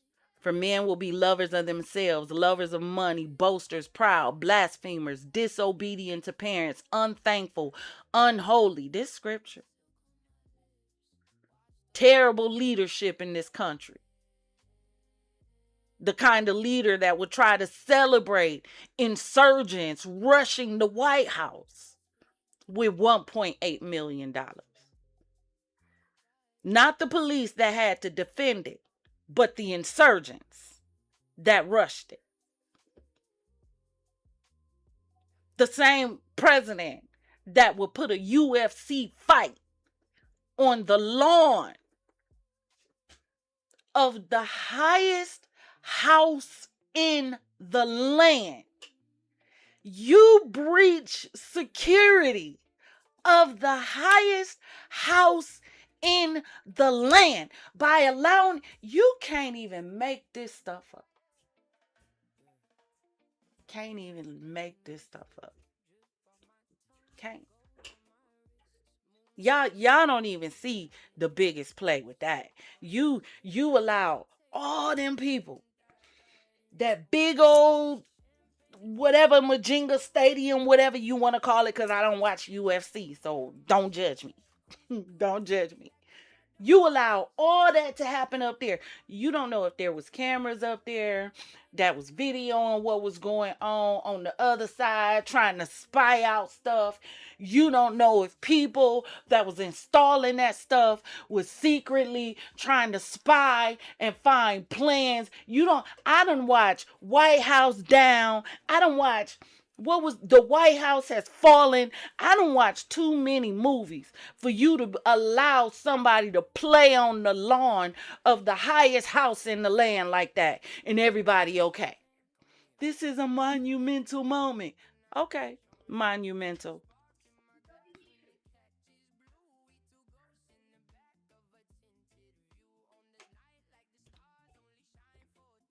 If y'all say it's cool, go off then.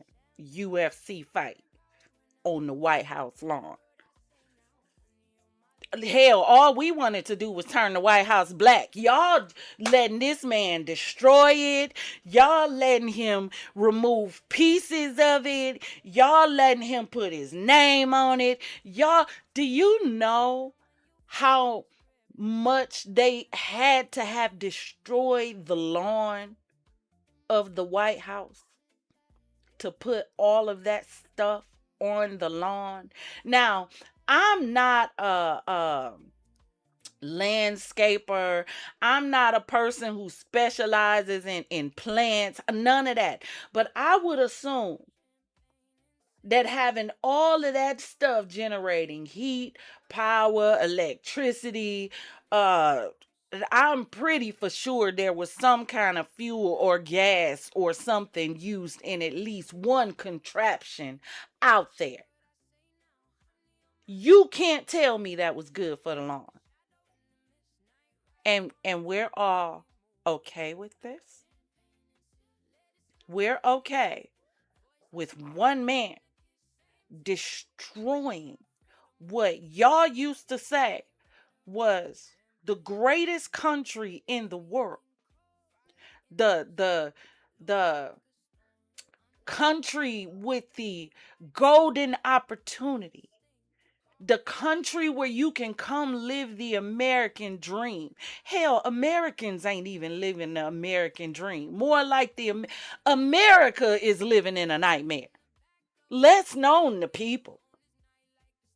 The people is in the sunken place from Get Out. America is the one in the nightmare right now. And we forced to live through America's nightmare. Because the person at the helm is creating monsters that we got to fight off. Yeah, please.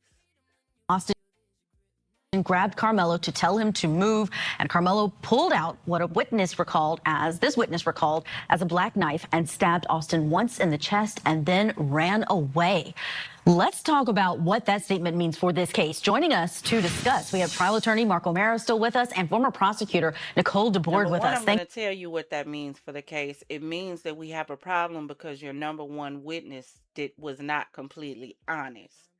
Because if what we heard first was that this whole thing with them gathering was like a 5 to 6 minute ordeal, then you're missing some details in your testimony. Because it didn't happen with him just pulling up, telling them to get from under the tent. And then he said, no, touch me and see what happened. And he touched him. And then he pulled out a knife. And then he stabbed him in the chest and then ran off. No, it's not what happened.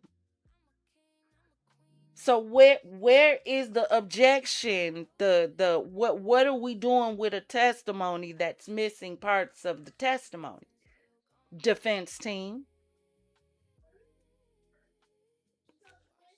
So much for being with us and breaking down this case for our viewers. Nicole, I want to start with you. With that witness statement, if you're just focusing on that, if that was the only witness to take the stand in front of this jury, do you think that this sounds like murder or self-defense? I gotta say, this is gonna be a tall mountain to climb for the defense. It sounds very much like murder. There's a couple of things that really create an issue here because under Texas law, you cannot bring a weapon to a confrontation. And based on that statement alone, essentially what we're hearing is that the person who was provoking the encounter, because he's saying, touch me and see what happens, is actually the person who has appeared at the encounter with a weapon. Certainly that's not going to be what the defense has to say about it, but I will say this does sound like a tall hill to climb in terms of self-defense. Yeah, the defense did try to clean that up in their opening statements with whether he said, touch me and see what happens, or touch me and don't touch me and we'll be cool. Mark, I want to show you witness statement number 2 in this police report. This witness stated to police that they were all sitting on the bleachers under a Memorial High tent. At the end of the day, let me explain something to you. In Black culture, they both mean the same thing. Okay? If someone says to you, touch me and see what happens, they are literally giving you a warning and a threat at the same time. There's no question to it. You don't have to figure it out. You don't have to question it. You don't have to wait for the light bulb to come off over your head. You don't have to wait for the warning signs to flash before your face. If someone of color says to you, touch me and see what happens, they are daring you and promising you at the same time. There's no question about that. None. Absolutely none. If you are talking to someone and said someone looks at you and says, all right, well, don't touch me and we'll be cool, they are letting you know, as long as you don't touch me, there's not going to be a problem.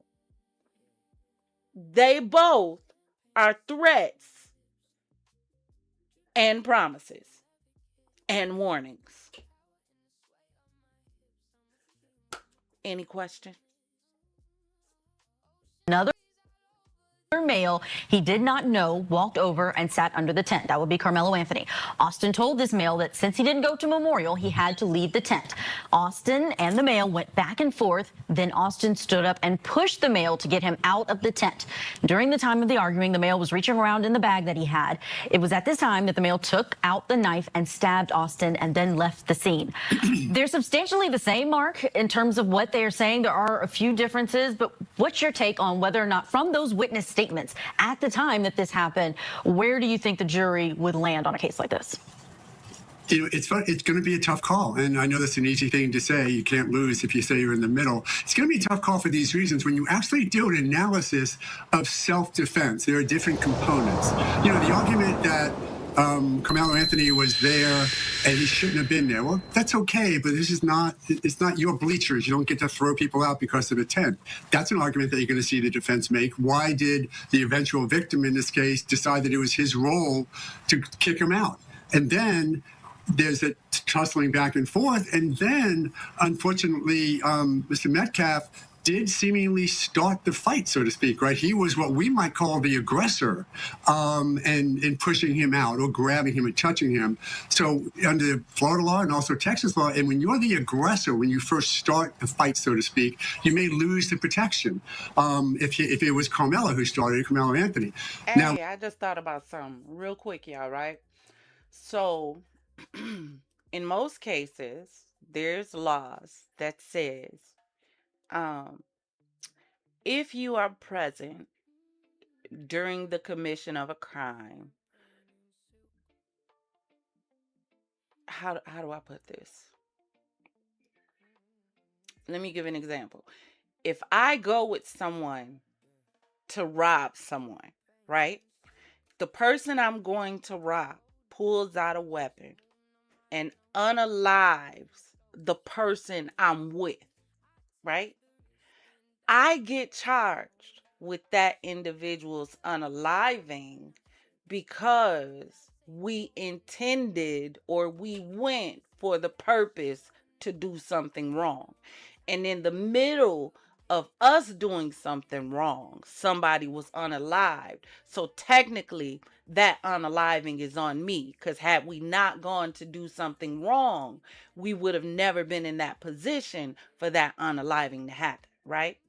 Right? Please explain to me how, going back to the beginning, this is why I said, y'all, the golden chapeau is on the screen. Taking our feelings out of it. We dealing with facts, only facts. And our golden chapeau, for those of you who don't know, that's our thinking cap. You already have 14 people there.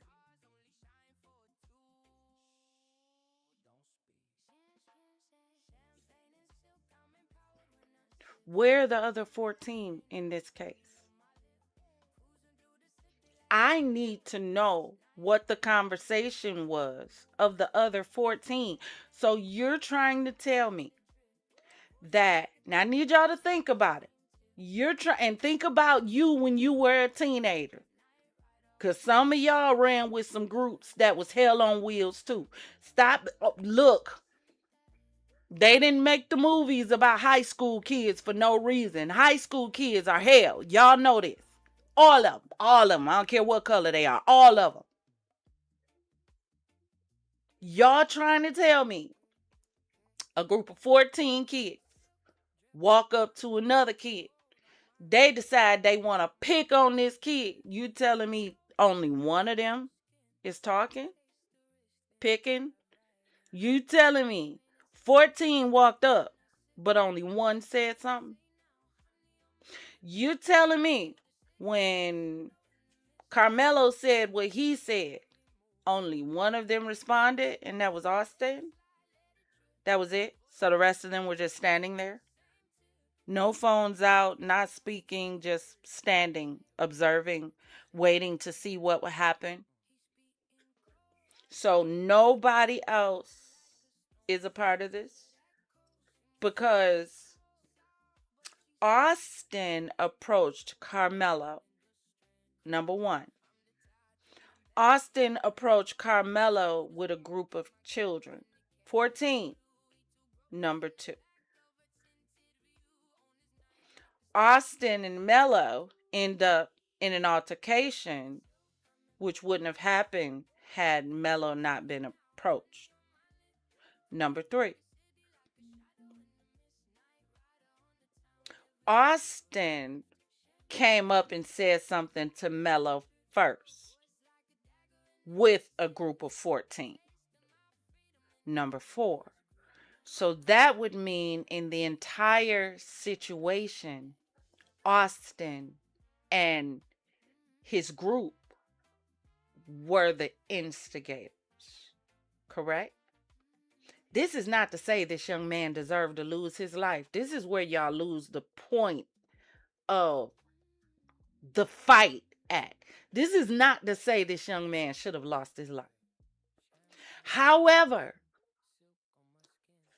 you gotta always deal with the law of first mention, right? If point A would have never happened, we wouldn't have point C.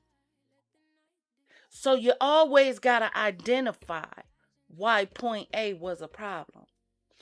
Another reason why I have a problem with this defense team is why the defense team didn't press, number one, the fact that this boy was minding his own business. Number two, why didn't the defense team come out and make it be known from the jump that this was not a knife?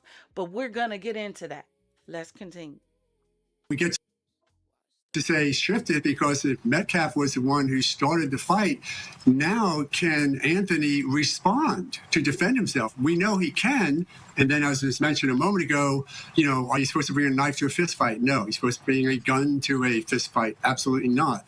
But if you're there and starting to get attacked, which is what the defense is going to say, can you defend yourself? And what they're going to say is, Anthony doesn't need to wait until the first nasty strike, the first injury. He can presuppose what might happen, and he's allowed to defend himself. But again, a tough case, because it really is in the middle, and we're talking about two 17-year-olds, and not making fun of it, but neither of which were acting with real good reason. We joke and say that a male brain isn't fully developed until 25. And unfortunately, the tragedy happened probably because of a mix of testosterone and immaturity that brought these two boys together. Yeah, Nicole, we talk a lot about whether race has a factor here, but I think age has a really big factor here. And not only the age of the defendant, the age of the stabbing victim, but also the ages of these witnesses who are going to be having to take the stand. This has been a traumatic experience for them, seeing their friend stabbed in front of them. Do you anticipate that they'll be able to shed more light on what happened, or even if at the height of this, they'll be able to say whether there was this initial aggression? Where were the adults in the situation? I'm still going to keep going back to that. Where were the adults in this situation, and what was their punishment? There should have been an adult in this area where children were going to be gathered under the tent. There should have been one. High school, y'all know what happens in high. Come on now. Come on. Let's go back to high school, since y'all want to act a fool. Y'all just, I can feel some of y'all through the screen just, she's saying justice for him. Go back to doggone high school, right? Go back to pep rallies in high school. Y'all telling me some of the most managed times that y'all had in school wasn't during pep rallies and games under the bleachers? Huh? We gonna talk about it or no? What happened under the bleachers, high schoolers? Now, I ain't talking to y'all that's still in high school. Even though some of y'all might know, we don't need to know. Yeah, keep that take that to Jesus. I'm talking about some of us that done graduated. What did y'all used to do under the bleachers? Y'all telling me a number of students didn't get caught under the bleachers at your school? During games, pep rallies, behind the bleachers, behind trees, hidden in rooms. Come on now. Please explain to me why there was no adult supervision. Clearly for a period of time, because the altercation took at least 6 minutes. At least. And that was just the verbal portion, according to them. Help me understand. And no adult was at fault for not being in that vicinity where children were going to be gathering. That's just me, though. Let me know what you think. Mark is talking about. But at what level would it actually be warranted for self-defense, do you think? I mean, there's this push in the police report, there's the shoving, there's the grabbing. I saw that word in the police report as well. What would it have to be in order, in your mind, to be self-defense? In order for this to be self-defense, the law says that the person using this deadly force has to believe that that deadly force is immediately necessary to prevent serious bodily injury or death. So this is self-defense. You cannot pull out a gun or a knife, a weapon which can be used as a deadly weapon, say, in response to a minor assault. That's unfortunately not what the law allows. If you think that you are at risk of being seriously harmed, it is a different calculus. So that is what the defense is going to have to demonstrate. And really, the Texas law on the defense's side, one thing that might potentially make this a little bit easier for them is once they have made a claim that Karmelo actually believed that he was in imminent I want you all to pause and do me a favor. Please look at your screen, and where it says live, please make sure that the dot next to live is red. If it is red, then you are watching me in real time. You're hearing me as I'm speaking, maybe a few seconds off. But if it is gray, that means you are behind me and you're not watching me in real time. If you push that button, if you're on your phone or a touch screen or whatever, it will turn red and you'll be back with me in real time. If you're on your TV, computer, just fast forward all the way to the end and it should turn red, okay? Danger of serious bodily injury or death. There's evidence of that in front of the jury. Once that happens, essentially what has to happen is that the prosecution has to disprove that. So these witnesses that we're going to hear from, which are just these young kids who are essentially going to a high school track meet, have to be able to get up on the stand and really explain what was going on. And, on the prosecution side, I think these are going to be really compelling witnesses because of their youth on the one hand. On the other hand, they're going to have to endure adult cross-examination. Oh, yeah. And speaking of cross-examination and people being on the stand, Mark O'Mara, I know we have to go to break soon, but I want to get your final thoughts. The defendant taking the stand, do you think it's a good idea? Do you think it is necessary here? Will we see that happen? We always know that our own client is always our worst witness and his own worst enemy. And that's the problem. However, in a self-defense case, you almost have to take the stand to say, here's why I did what I did. Don't forget, self-defense is an affirmative act. I did it, and I intended to do it, and here's why. So you have to say the why. The other problem that the Anthony team is going to have to overcome that's relevant under Texas law and Florida law is if you're doing an event that you perceive to be self-defense, then once the threat is gone, you have an affirmative action to fix things a little bit. Flight away from the scene actually hurts the defense. Because once you stabbed, once you've done what you had to do because of your self-defense right, okay, threat is gone, help, render aid, call the cops, stick around and give your opinion of self-defense. And I know we're talking about 17-year-olds, but anyone who leaves the scene and then argues self-defense is sort of inconsistent with their behavior. Oh, yeah. We're going to talk a lot more about that and exactly what police say he did after he fled. Mark O'Mara, thank you so much for lending us your time and spending time helping us analyze this case. Nicole, you're going to stick around. We have a lot more ahead. We're going to take a closer look at what was said during those opening statements. Cameras not inside of the courtroom, but we have... Welcome back to Court TV Live. I'm Julia Janae. Thank you for following along with us as we track day one of the track meet stabbing trial for Karmelo Anthony. It's happening right now. They're on a lunch break, and our Cody Thomas is there on the ground. He'll be giving us updates throughout the day, so at any moment he could come out and give us a new update on what's happening there. But we do want to show you what happened this morning during the opening statements. Both sides only got 20 minutes to deliver this to the jury of 12 plus 6 alternates.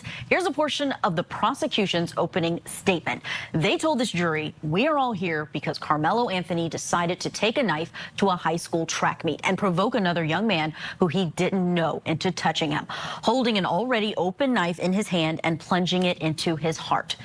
They went on to say that this... I need us to remember a few things as we continue. Knife, open knife. Let me rewind it one more time. A lot more ahead. We're going to take a closer look at what was said during those opening statements. Cameras not inside of the courtroom, but we have... Welcome back to Court TV Live. I'm Julia Janae. Thank you for following along with us as we track day one of the track meet stabbing trial for Karmelo Anthony. It's happening right now. They're on a lunch break, and our Cody Thomas is there on the ground. He'll be giving us updates throughout the day, so at any moment he could come out and give us a new update on what's happening there. But we do want to show you what happened this morning during the opening statements. Both sides only got 20 minutes to deliver this to the jury of 12 plus 6 alternates. Here's a portion of the prosecution's opening statement. They told this jury, we are all here because Karmelo Anthony decided to take a knife to a high school track meet and provoke another young man who he didn't know into touching him. Knife, provoke, holding an already open knife in his hand and plunging it into his heart. They went on to say that this open knife. I need y'all to remember those three, right? Because this is the opening statement from the prosecution. Knife, he was the provoker, and open knife. Remember that as we continue. Man decided to commit an unjustified provoked murder, and that this case has nothing to do with race. This is not self-defense. Let's talk about the prosecution's beginning of their unjustified and provoked. So what he's saying as the prosecutor, they're saying that their case, now I need you to understand that an opening statement is what lets you know what their case is going to depend upon. This is what they are using to determine that this individual is guilty. He said that he came with the intention to do this. He was the provocateur in the opening statement. That the knife was fully open. He's gonna prove this. And it was a knife. Need you to remember that, okay? I'm gonna remind it one more time, then we gonna continue.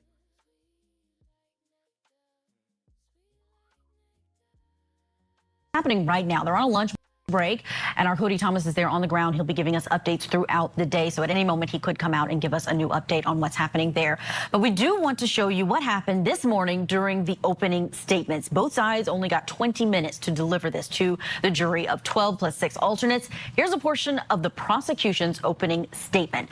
They told this jury, "We are all here because Karmelo Anthony decided to take a knife to a high school track meet and provoke another young man who he didn't know into touching him, holding an already..." He decided to provoke. So what they're saying was he provoked Austin. Okay, this is the opening statement. This is what the whole case. Remember, the law first mentioned. If what's mentioned first is wrong, how can any of the rest of it be right? It's all fruit of the same poisonous tree. If there's poison in the beginning, in the seed, how do you expect the fruit to be unpoisoned?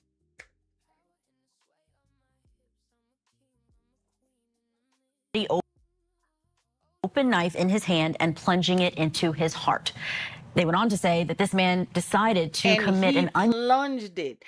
Do you know in order to plunge something, that means you have to take your hand, draw it back, and then stick. Unprovoked. Because remember, that's what he's saying. That he was the provocateur. And for no reason at all, he just took this knife and plunged it. They weren't in a scuffle. They weren't in a fight. They weren't in nothing. He just took the knife out his bag and plunged it. Okay? Justified provoked murder, and that this case has nothing to do with race. This is not self-defense. Let's talk about the prosecution's beginning of their case in front of this jury. With us, we have our guest, former prosecutor Nicole. Real quick, whenever somebody say, like, this has nothing to do with race, it has everything to do with race. Do you know why? Because if it didn't have to do with race, you wouldn't have mentioned it. Oh, there it is. You know, when somebody always start with, "Man, I ain't lying." Oh, yeah, you are. Because why would you have to give me that disclaimer? If you got to give me a disclaimer before you, if I give you a disclaimer like, "Hey, y'all, this story finna be foolish," that's because the story is getting ready to be foolish. You only give a disclaimer when the disclaimer is disclaiming what's getting ready to happen. 9 times out of 10, when people tell you, "Man, I'm telling the truth." "Man, I'm finna tell you the truth." "Man, you want the truth?" Hey, man, let me tell you. You want to hear what happened? Man, this is no lie. Yeah, bro, probably is telling a lie. Or it's the truth with some lies sprinkled in. The board criminal defense attorney Joanna Nieves and criminal defense attorney Mario Gallucci. It's so good to have you all on. Mario, let me get your thoughts on this first. I've been hearing you talk about it all day with Ted, but when you hear this fact that the prosecution says they have, that the knife was open inside of the bag, how compelling is that to this case? So, I mean, the prosecution's trying to make it seem like he went there with an open knife in his bag to cause a problem. I don't see it that way. It's a pocket knife. We're not talking about a machete. We're not talking about a dagger. We're not talking about a switchblade. We're talking about, an ordinary pocket knife that's used on a daily basis to do whatever utility you need to be done. So just by, and I believe you're going to hear this from the defense, just by the virtue of there being an open pocket knife in a bag doesn't mean that he went there with the intent to harm someone. And I think that that's what's going to come out on the defense side once we get this trial up and running. And Joanna, what do you think about the theory that the prosecution has that Karmelo Anthony's position all along was to get someone to do something so that he could kill them? Do you think that's effective? And is Karmelo Anthony going to have to take the stand to combat that? Hi, Julia. I definitely think there's a damage that happens when you kind of over-exaggerate and emphasize things that aren't necessarily going to be consistent with what the defense is going to put forward. Karmelo Anthony was a good student. He worked. He came from a good family. He's got a support system. He participated in athletics. And you want the jury to believe that he really came to school with the intention of, or a track meet with the intention of murdering somebody. I think that's a far stretch of the imagination. And the prosecution is almost like just over-promising and likely going to under-deliver in that regard. We'll talk about the overpromising and undelivered, especially when it comes to that surveillance video that was shown. But Nicole, I want to get your last thoughts on what we just showed. First of all, if his defense team, I keep telling you, is a problem. First of all, you knew they were going to have that argument from the beginning. In order for you to be able to prove that he came to the track meet with the intention to unalive somebody, then you would have to present the fact that there was a problem between these individuals when he came to the track meet. If you never introduced a problem between these two individuals when they came to the track meet, then you cannot prove or say that he came to the track meet with the intention to harm someone, because you can't prove that. You remember what our favorite line is from our favorite movie, Law-Abiding Citizen? It's not what you know, it's what you can prove in court. How you gonna prove that this boy came with the intention to unalive somebody when you can't prove that they had an issue outside? Because if there was an issue outside, then that's going to introduce something else into the case, which is either a motive or another aggressor. And you don't want to introduce another aggressor, because if you introduce another aggressor, then you strengthen his self-defense case. This is why I keep telling y'all, y'all can be mad at whoever you want to be mad at in this case. But the problem with this case from the beginning was his defense team. And I'm starting to really wonder who his defense team was really working for. In terms of the opening statements, the prosecution wanting to make sure that they say in that little bit of 20 minutes that they got in front of this jury that this case has nothing to do with race and this is not self-defense. Did they need to state that? Are they trying to get out ahead of something? Are they just saying that to the public that is watching and perhaps just feeling very polarized about this case? That's a great question, because, it's kind of like telling a bunch of people who are going to decide the facts, don't think of pink elephants. I mean, that's what they're going to think immediately to me. So I'm not sure it was necessary to say that. It is, however, true that the case is going to be all about self-defense or not self-defense. And so I don't know that they revealed any sort of concern for weakness by saying that. And the reality is it's going to boil down to how jurors on this case think about whether or not it's a problem for a student, for anyone, to bring a knife of any kind to a track meet. And I think that is going to be the defense's biggest hurdle. And, we don't have premeditation in Texas. That's all we have is intent in the moment. And so the prosecution doesn't really have to show any kind of forethought in terms of how long this planning would have gone on. They get to show whether or not the conduct was intentional in the very moment that it happened. And that's it. So I think that the defense has got a big climb here. No, really important distinction there when it comes to... That doesn't make sense. It doesn't make sense at all. Hold on. Let me rewind you just a little bit so you can hear what she said. I don't know that they revealed any sort of concern for weakness by saying that. And the reality is it's going to boil down to how jurors on this case think about whether or not it's a problem for a student, for anyone, to bring a knife of any kind to a track meet. And I think that is going to be the defense's biggest hurdle. And, we don't have premeditation in Texas. That's all we have is intent in the moment. And so the prosecution doesn't really have to show any kind of forethought in terms of how long this planning would have gone on. They get to show whether or not the conduct was intentional in the very moment that it happened. And that's it. So here's my biggest problem then. If this is the law and this is the ruling in the state, right, then why in the opening statement would a attorney be allowed to push that he came to the track meet with the intent to unalive someone if there's no such thing in the state as premeditation? It's only intent in the moment. Then you bringing up that simple fact of what happened before that moment would be kind of swaying the jury, wouldn't it? Because it shouldn't matter, according to her. Only thing that matters is your thought process in that moment when it happens. Kind of like what I said in the beginning when I said I hate on any side when they come out talking about, oh, they were a straight A student. So what? None of that matters with the decision that you decided to make in that moment is all that matters. The decision Austin decided to make and the decision Karmelo decided to make in that moment. I'm still saying justice for Mello, but I already told y'all I'm saying justice for Austin too, because he had a trash ass dad. And if his dad would have taught him anything and been a man in his life, then his son wouldn't have been in this predicament. But this is the behavior that's taught by his dad. You can see it all over his face when he talk.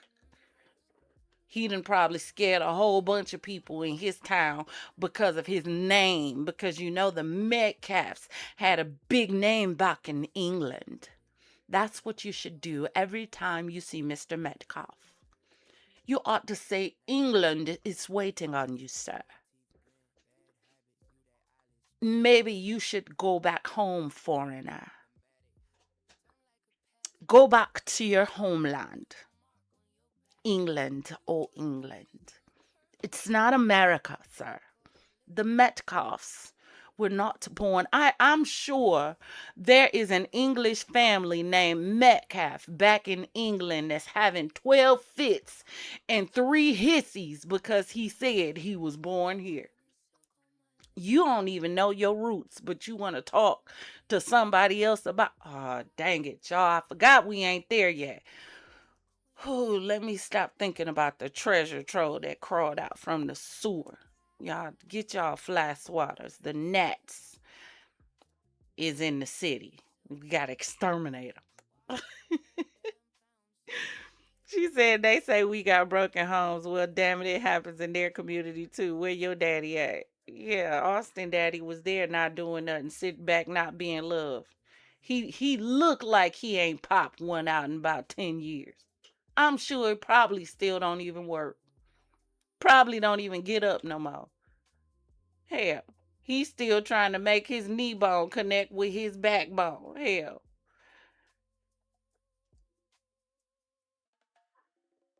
Progressive said, but for real, I'm sick of it. Y'all better start learning how to laugh. These ignorant ass people. That the defense has got a big, his daddy was his problem. Said what I said. Justice for Austin because he had a trash ass pappy. Here. A really important distinction there when it comes to murder in the state of Texas. I do want to show a few more details that came out during that prosecution opening statement. This includes that Austin Metcalf, the stabbing victim, and team were under their school tent at that track meet, that Karmelo Anthony went under Metcalf's team tent during bad weather. Metcalf asked Anthony to leave the tent, prompting a fight where Anthony stabbed Metcalf. Mario, I'm going to focus on one part of that actually has come up a lot online by our viewers. Early on, there was a question of why Karmelo would have been under the tent. Pause, because did you see what it said during bad weather?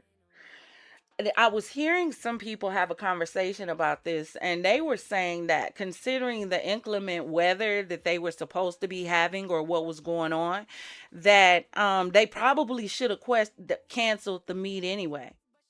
So a bigger question should be had for the school, knowing that you had bad weather. You can't run in no damn rain.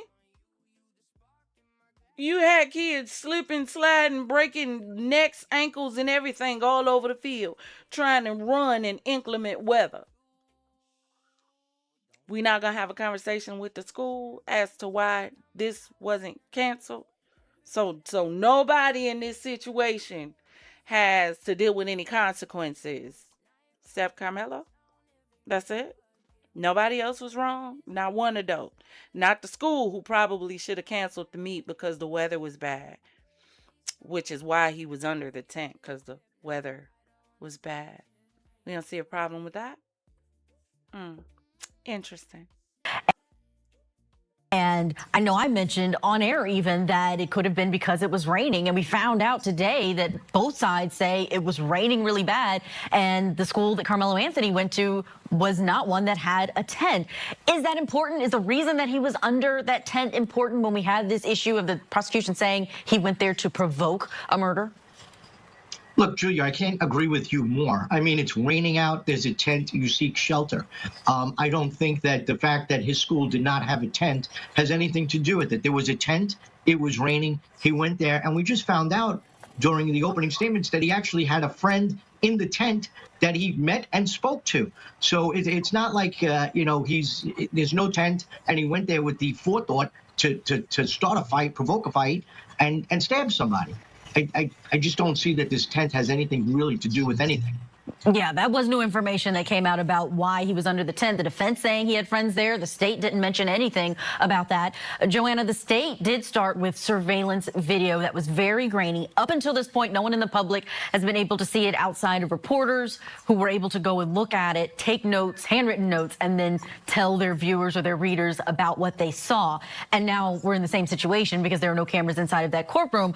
What do you think about the prosecution really hanging their hat on this surveillance video? My understanding of the video is that it's difficult to make out like clear pictures of what's going on, but I do think that it might highlight if there was chaos at the scene, how many people were around, and kind of shed some light, maybe even for the defense, on what was going through Karmelo's mind at the time when this incident occurred. Because really what it boils down to was, did he perceive a threat in that moment that he might be subjected to some serious bodily injury or death? And if there is it brings to mind this case, Raul Valle, where he was surrounded by a group of people. He ends up using a knife and stabs some of the victims there, and one of them dies. And he was acquitted of these charges, the top charges, because of his perceived fear in that moment, or his perceived threats. And I think this video, as grainy as it may be, may actually shed some light on the commotion and the activity that was taking place, and how that impacted Karmelo's thinking. Oh yeah, absolutely. And great case comparison with the Raul Valle case that still kind of hangs in the balance, because the jury was hung on the lower charges, but on murder they did acquit him. We are going to take a break. Our panel is staying with us because we're going to look next at what the defense said this morning during their opening statement and some new details that they revealed about their client. Since Texas is a stand-your-ground state, one of the stand-your-ground states, I just want to see how the law will be applied to this case. Opening statement better not piss me off. I'm just saying, it better not. The prosecutor done already upset me. I don't even know if you can object during the prosecution's opening statement if they lie. You ought to be able to object a lie in an opening statement. You don't get to just stand up here and lie to these people just because it sounds good. Not in a court of law. Not in a place where the scale's supposed to be balanced at. No, you don't get to stand there and lie in an opening statement. He came there with the intention. You can't prove that, and you know you can't prove it.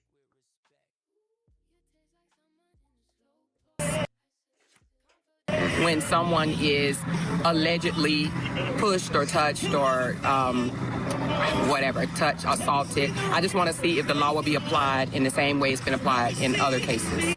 We are following day one out in McKinney, Texas, in the case against Karmelo Anthony in the track meet murder trial. And this morning, both sides were allowed to give their opening statements in front of the jury, 20 minutes each. And the defense, they began their opening statement with details about their client, about him being a 3.7 GPA student, holding down 2 jobs, that he had been elected football captain of his sophomore team before he was diagnosed with epilepsy and had a seizure. Here are some quotes from our notes inside of that courtroom, because we don't have cameras, but we have Cody Thomas. He's there right now and will be giving us notes throughout the day. This is defense attorney Mike Howard saying self-defense is useless if you wait until it is too late to use it. In that moment, when Austin makes the first physical contact, he reacts in a split, he meaning Karmelo Anthony, reacts in a split second of fear and chaos. Well, why didn't he just walk away? There's an answer. After Karmelo defended himself, he ran. He didn't stab twice. He dropped the knife right by the tent on the bleachers. Instead of running to the exit, he goes on to the...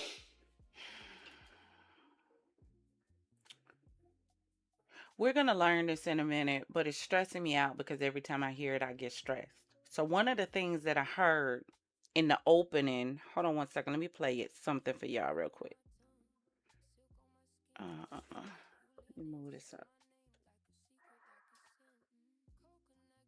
He never killed that child. He failed. Yes. He fell on him. And the knife was, he had the knife in his hand. Well, it wasn't a knife. What was it? It was a tool that they tighten up their track cleats with. Oh, is that what it was? Yeah, so he never bought a knife. Yeah. So that came out in the courtroom yesterday. That it never was a knife. So we're going to get into that. And, I don't know if it comes out in day 1 or day 2, but I know I did see this clip on the internet on today. And I'm really confused as to how we allow a court proceeding to go on with the incorrect murder weapon. Please explain to me how this was able to happen.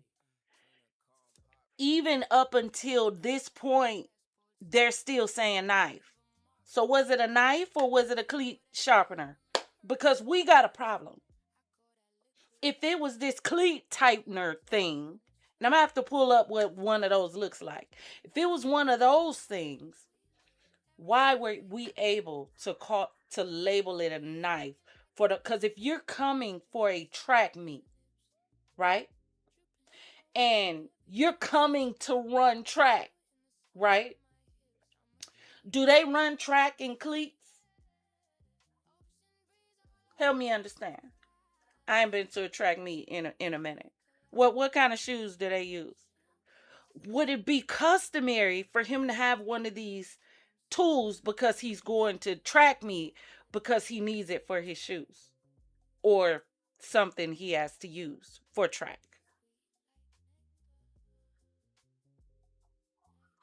Why are we still calling it a knife if it wasn't? Why did we allow a trial to proceed with the wrong murder weapon?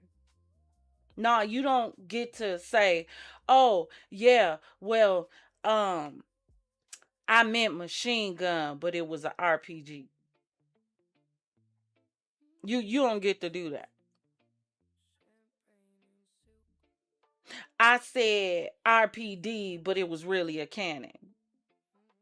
I said cannon, but it was really a handgun.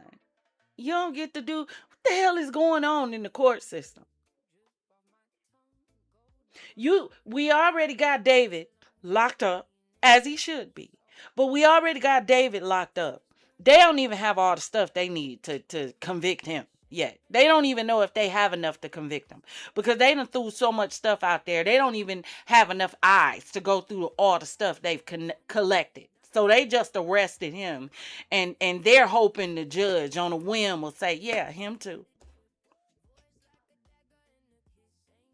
You got potent Nancy Guthrie missing. They don't know what's going on with her case. Where she at, who took her, when, where, why. They don't know how to follow footprints, digital footprints. They don't know the difference between a suspect glove and a glove from somebody who just dyed their hair out in the desert. They just, nobody know nothing.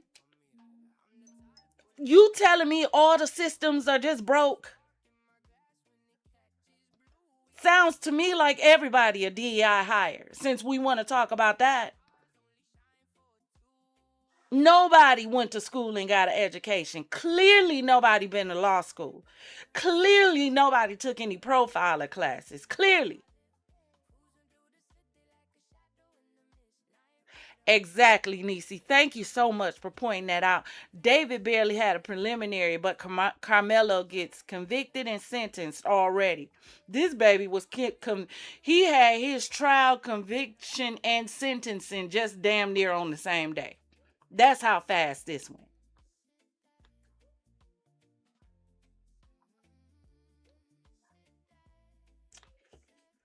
But let's continue. Hold on, let me pull this down.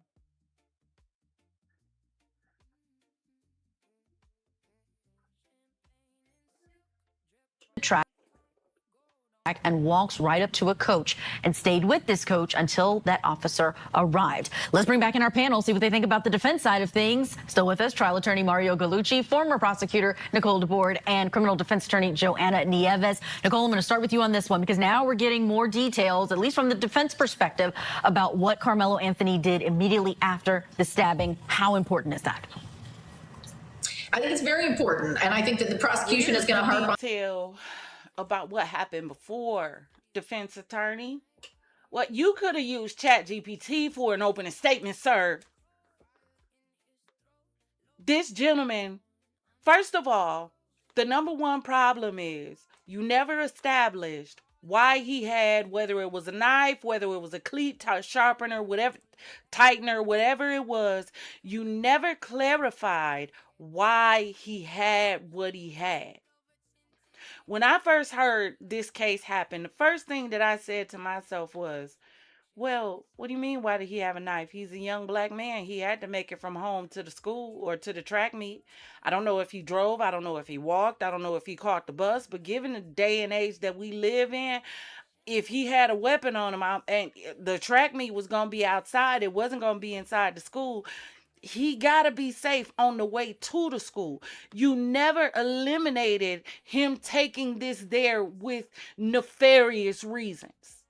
Never. You could have eliminated that in the beginning. This is a young black man in this world, and he got to deal with other young black men who have nefarious intentions. Like it or not, it's facts.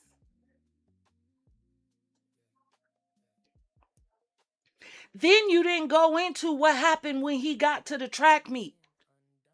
He was sitting there minding his business.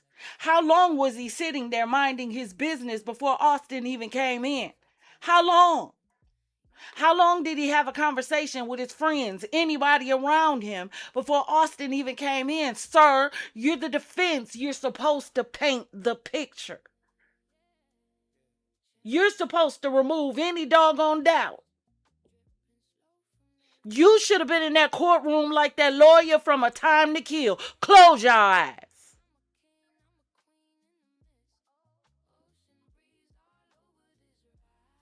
Come on now. The defense was a problem in this case.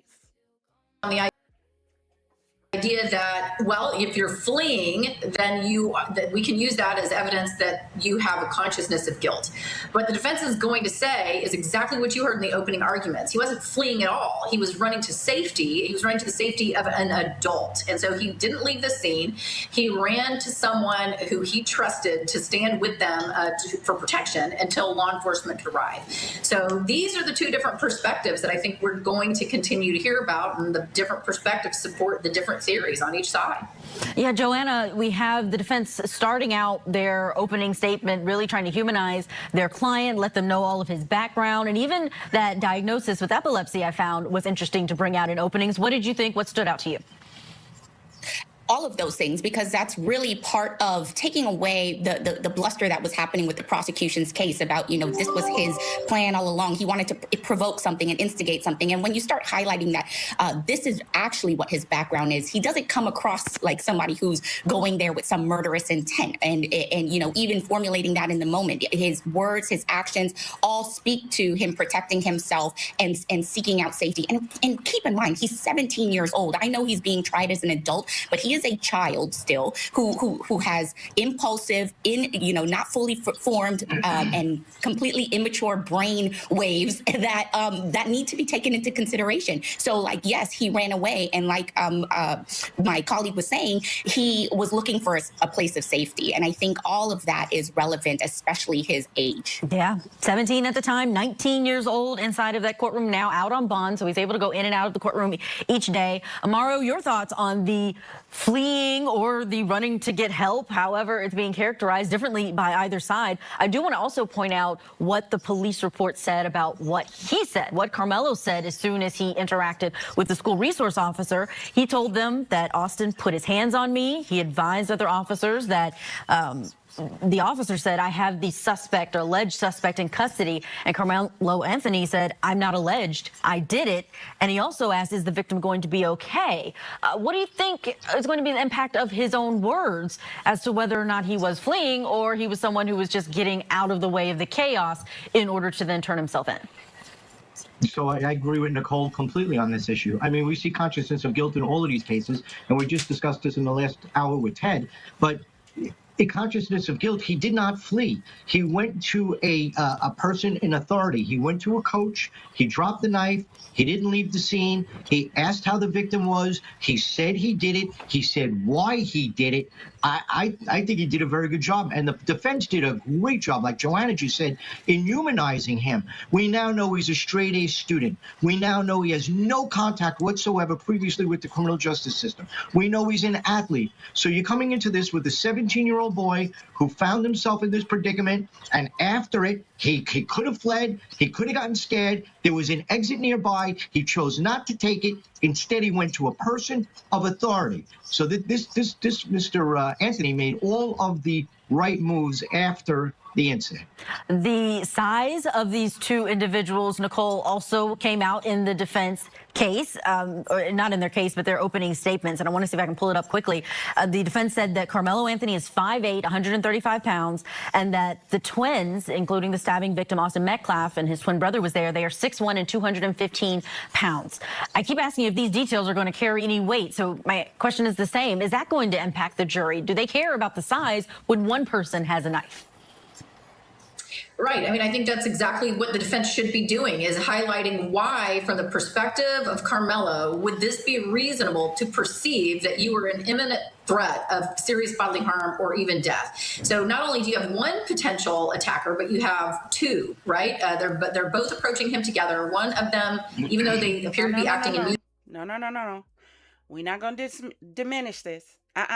Because we heard in the very beginning of the video, and I don't want to rewind it for fear of losing where we are right now, but we heard him say in the opening that the first thing that they heard that was discussed was that when Austin came in, it was him and a group of 14 of his friends. So are you telling me that they came in and dispersed? Well, that couldn't be possible, because on the video, and we talking about the video that they said, on the video, you saw Austin and 14 boys come up, and there was a group.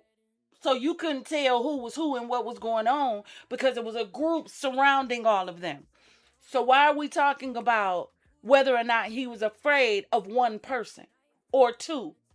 The video showed it was a group, unless y'all are saying the video was AI and it's a lie. Puts hands on him or threatens to put hands on him, depending on what you believe. And then he reacts as he does. Now, there's no question that this is an absolute tragedy, probably not the most mature decision. And we have real questions from the prosecution's perspective about whether or not you can instigate this kind of contact when you know you have an available weapon on you from Texas legal analysis standpoint. But the size, to answer your question, is absolutely going to be something these jurors are going to need to consider when they look at Karmelo's perspective, which they must do. Absolutely. Let's take a listen to the defense attorney, Mike Howard. We didn't get to hear him because there are no cameras inside of that courtroom, but before the gag order in this case, he did make a statement that was released. Let's watch. We understand that this case has sparked strong reactions.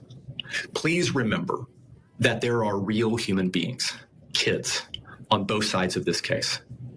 We ask that everyone do as the law requires and withhold judgment until all the evidence can be heard in court. Joanna, I don't know how much you watch the comments online, but they have been very visceral, really ugly things are being said when it comes to this case. How do you think the outcome is going to impact things? And I object to the fact that there's no cameras inside, because I think people need to see what happens no matter what the outcome is. But what are your thoughts on that and the jury that was picked in this case?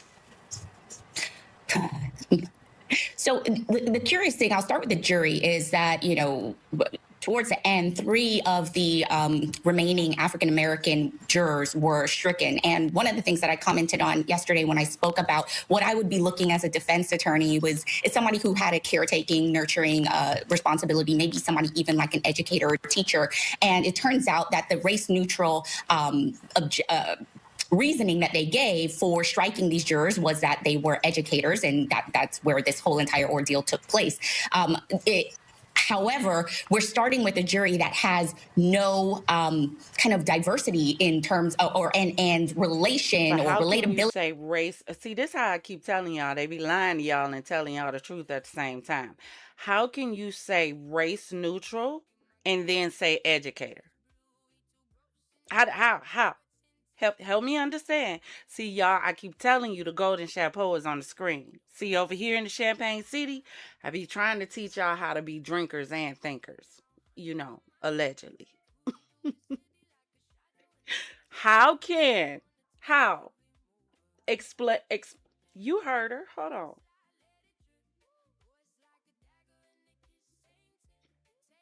Your thoughts on that and the jury that was picked in this case? So the curious thing, I'll start with the jury, is that, you know, towards the end, 3 of the remaining African-American jurors were stricken. And one of the things that I commented on yesterday when I spoke about what I would be looking as a defense attorney is somebody who had a caretaking, nurturing responsibility, maybe somebody even like an educator or teacher. And it turns out that the race-neutral reasoning that they gave for striking these jurors was that they were educators, and that's where this whole entire ordeal took place. However, we're starting with a jury that has no but that don't kind make of sense diverse. because it was at a track meet. So technically, even though it had to do with the school, it really wasn't, you know, during school hours. So why would you strike jurors for education, but then label it, you know, because you want it to be, you know, racially neutral? That doesn't make sense, because how does education have anything to do with race in this situation? And again, the defense allowed it is the problem. All of this stuff, and the defense allowed it. These are people who went to law school to be able to pay attention to stuff like this. And somehow in your head, 2 + 2 didn't equal 4 when they said we're striking them because they're educators and we want to keep it race neutral. That somehow you didn't force them to explain how a teacher or an educator has any way, shape, form, or fashion, any weight on a case that didn't have anything to do with classes or school. But let's continue. In terms of, and relation or relatability to the person that's accused, and in the culture and understanding of like where fear comes from, especially from a racial perspective, is relevant. Karmelo Anthony is a young Black male, and what he experiences in his life and the way that impacts him and how he perceives threats is very different based on his race. And so I think that the lack of diversity on the panel in that regard is just not a good start.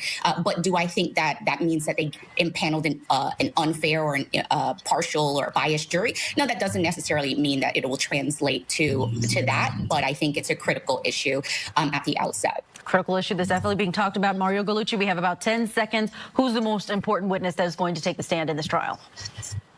I would say the defendant.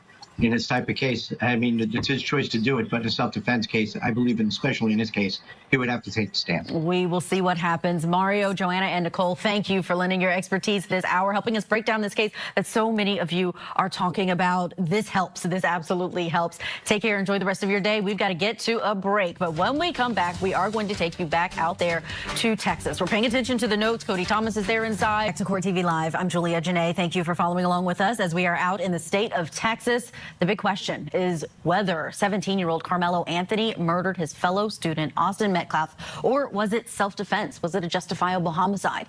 That testimony is going on right now in Karmelo Anthony's murder trial in McKinney. Cameras are not allowed inside of this courtroom per the judge's order, but Court TV, we are on the ground and happening now inside of that courtroom. Cody Thomas just let us know through the notes, because he is there inside, that they are resuming the direct examination of that first witness that was called by the state, that forensic video analyst who who testified to multiple wide-angled surveillance videos that the prosecution admitted were not crystal clear. Cody told us it's very grainy. He's having a very difficult time making out any faces, but he did see the father of the stabbing victim holding his head in his hands as that is playing, because even though it's difficult to see, everyone in that courtroom knows what is happening. The stabbing is happening, the death of Austin Metcalf. Now, something else Cody is saying is that they're talking about inside the courtroom enhancing the original videos that were provided with magnifying and spotlighting pertinent parts of the video.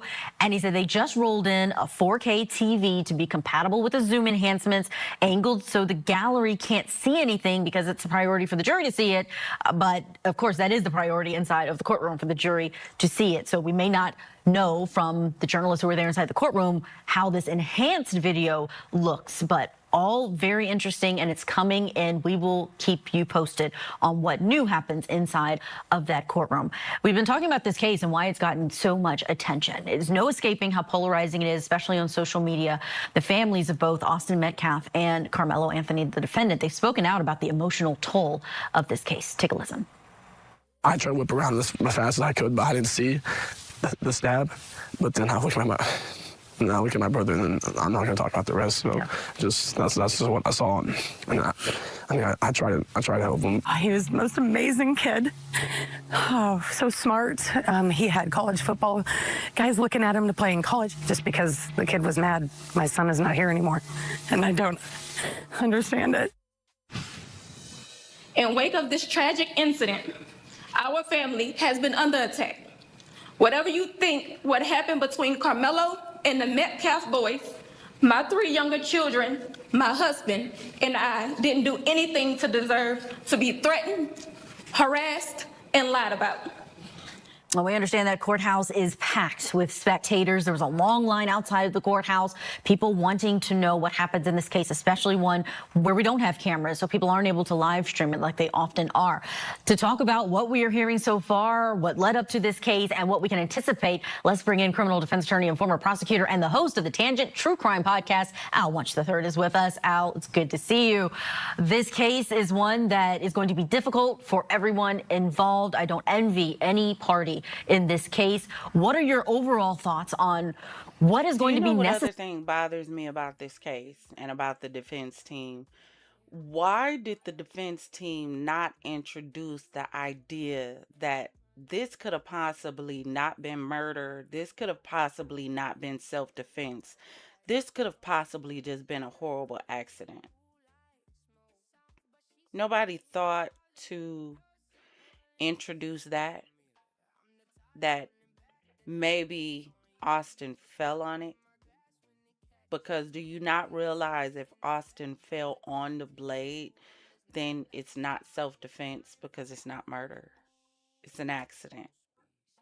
But you would have to introduce that. Attorney, defense team. That's not, I hear it being a question here, but why was that not introduced in the case? Why? Because in order for you to introduce the thought of self-defense, you have to accept the fact of murder. You force this boy to accept the fact of murder by introducing self-defense. Whether or not it's intentional, even self-defense means you unalive someone, which means you remove the idea that it could have been an accident, a horrible accident. This defense team was trash from the beginning. This is why you have a young man fighting for his life of whether or not he gonna spend the rest of his life in prison, because the only options that you put on the table was self-defense, which is still murder, or intentional homicide, which is still murder. Neither one leads you to a potential accident. There's no way at this point where he can say it was accidental during this trial. Do you know why? Because his defense pled self-defense, which is still saying I murdered someone. Get it?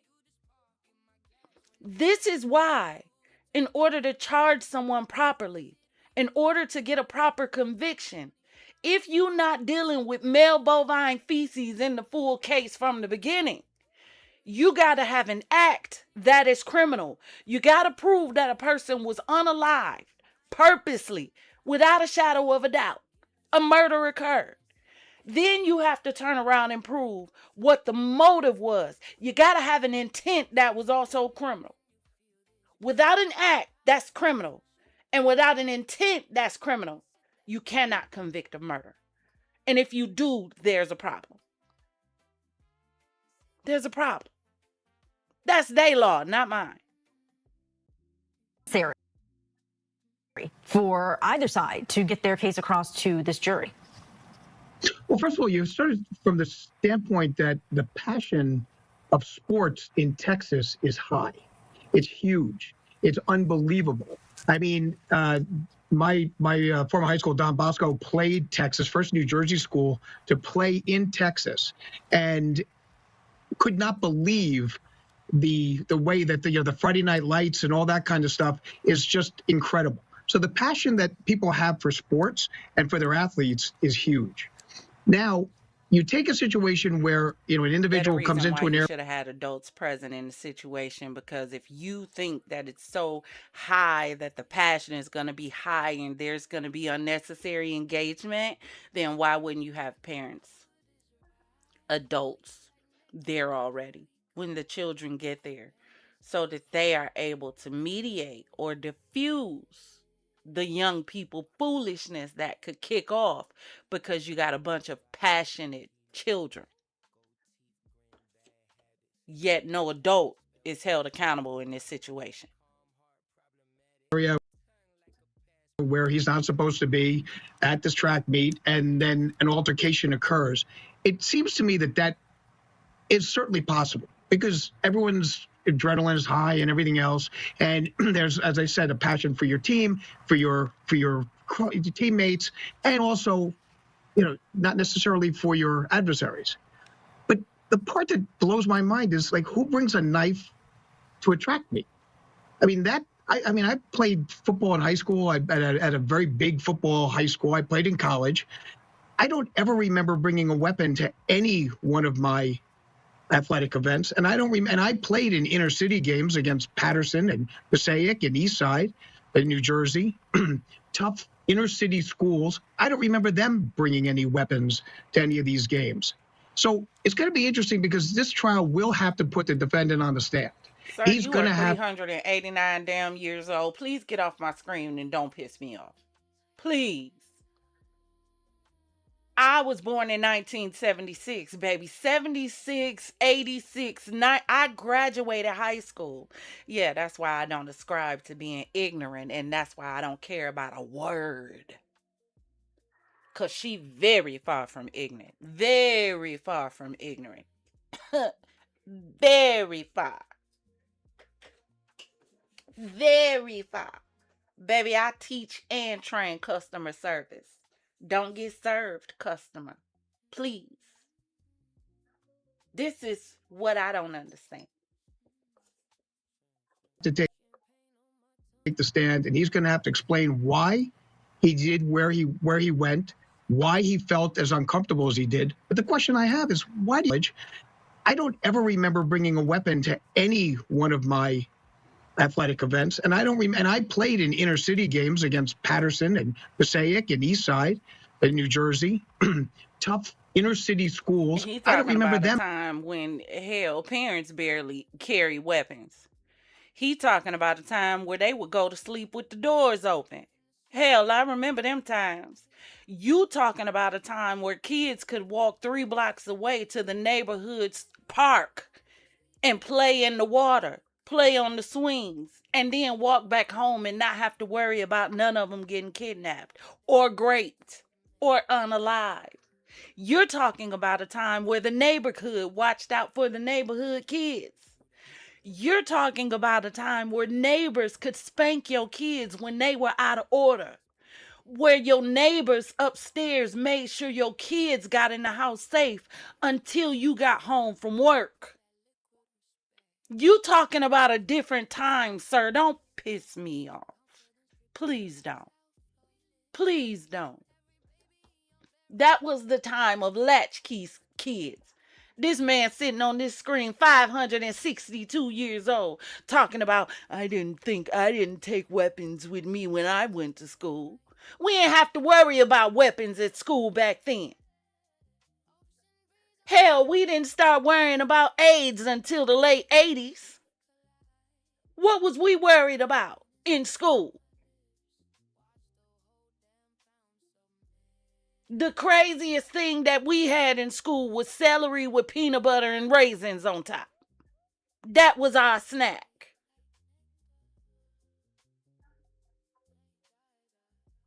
The craziest thing we had to worry about was being tagged in Duck, Duck, Goose and seeing if you was going to be able to catch anybody else when they started running. The craziest thing we had to worry about was whether or not we was going to get hit by the ball or miss by it when we played dodgeball in school. See, we are not the same. Please don't piss me off, sir. Please don't. And if somebody's sitting at home, yeah, that's right. Listen to him. I didn't have to worry about that in school either. You didn't have to worry about a lot while you were in school. The most we had to worry about was tornado drills where we had to get under the tables and in a hallway and put our head on the ground. That was the most we had to worry about. We didn't have to worry about whether or not nobody was going to come in and shoot up the school when we were in school. Come on now. In my high school gym, we played floor hockey. Hey, see, y'all don't understand. She very feminine, but I'm not, I'm not a girly. I know. I'm feminine, but I'm not girly. We played floor hockey, and I was in the sports. I was out there with the boys. I was the only girl in the room. All the rest of the girls scared. I'm out there with the plastic stick. Y'all hear me say plastic? I'm out there with the plastic stick and the plastic puck. Like, come on, let's get it. Let's go. Let's get active. Till they got crazy and decided to go outside and pull out the real ones. And then, I went to all white school. They had just introduced choice. I graduated from an all white school. That's why she don't ascribe to being ignorant, fool. When you know who you are, you don't let nobody diminish you by a word. Please. You better recognize who you are. And if you don't know who you are, you better study and figure it out. Hell. Queens are entertained by peasants. They don't entertain them. That's why you ought to smile and look in the other direction. Let nobody make you tilt your crown because they don't know where theirs at. Peasants. Jesters. Fools. Hey, y'all want to know something? Hold on. Did I put it on here? Dang it. Hold on.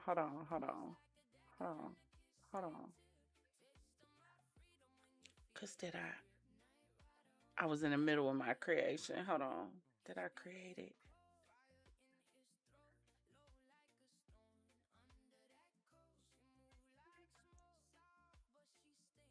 Oh, that's going to stress me out. Let me see.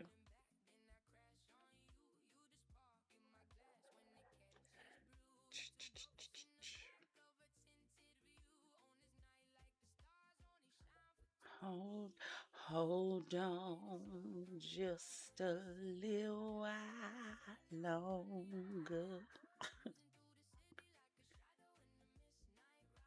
Did I create it?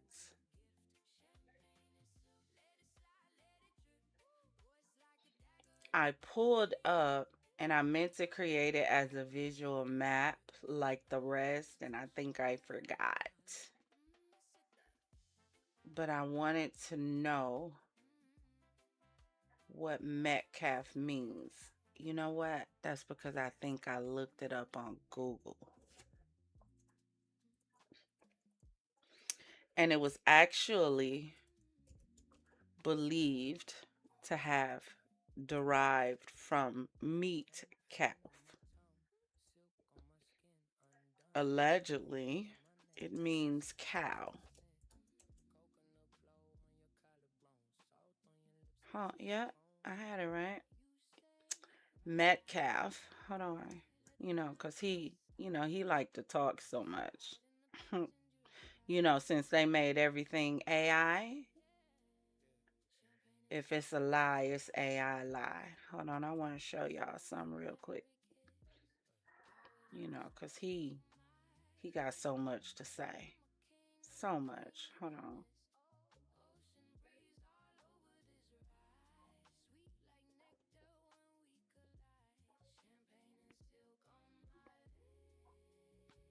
Yeah, I gotta start fighting with facts. He got so much to say. Y'all see this? I told y'all if it's a lie, it's AI lie. They made everything AI now.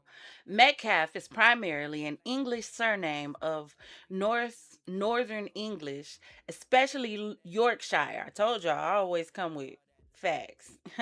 Origins translating literally to herdsman.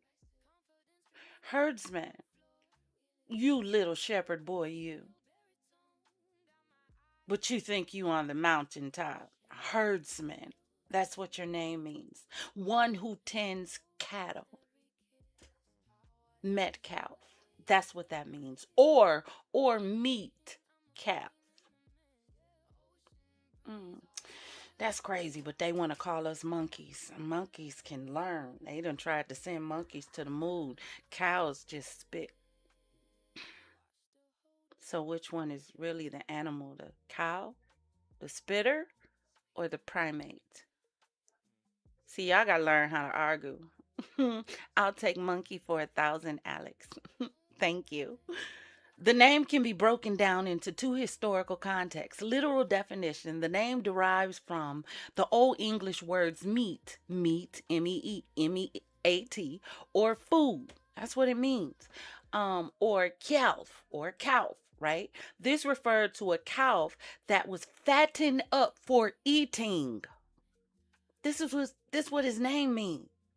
The one that wants to sit online and talk about they sold you to us. You talking about the one who was made for eating? That the herdsman? You, sir?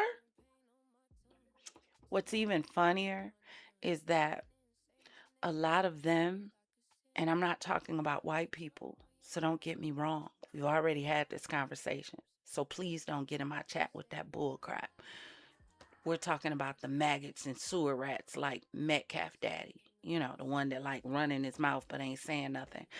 The funny thing about it is, just as much as not all Africans and black people who were in America were slaves, yeah. Did y'all know that there were a lot of slave owners in the South and they were black women? Did y'all know that? Y'all know that? Yeah, I keep telling y'all. Y'all can't play with me about me. Just as much as not all of us came here as slaves, guess what? Not all of them were slave owners. You should Google, better yet, because they got AI. That's how I found out, Metcalf, that you're not from America. Your lineage isn't. You should look up the white slave trade. So that would give you another reason why you shouldn't keep arguing with them, because not all of them were slave owners. Some of their mothers came here as whores. Did y'all know that? some of their mothers came over here as whores, but the white men didn't want them. They wanted the black women. Yeah. So they just freed them and made them their wives, allegedly. But like I said, if it's a lie, it's ChatGPT lie.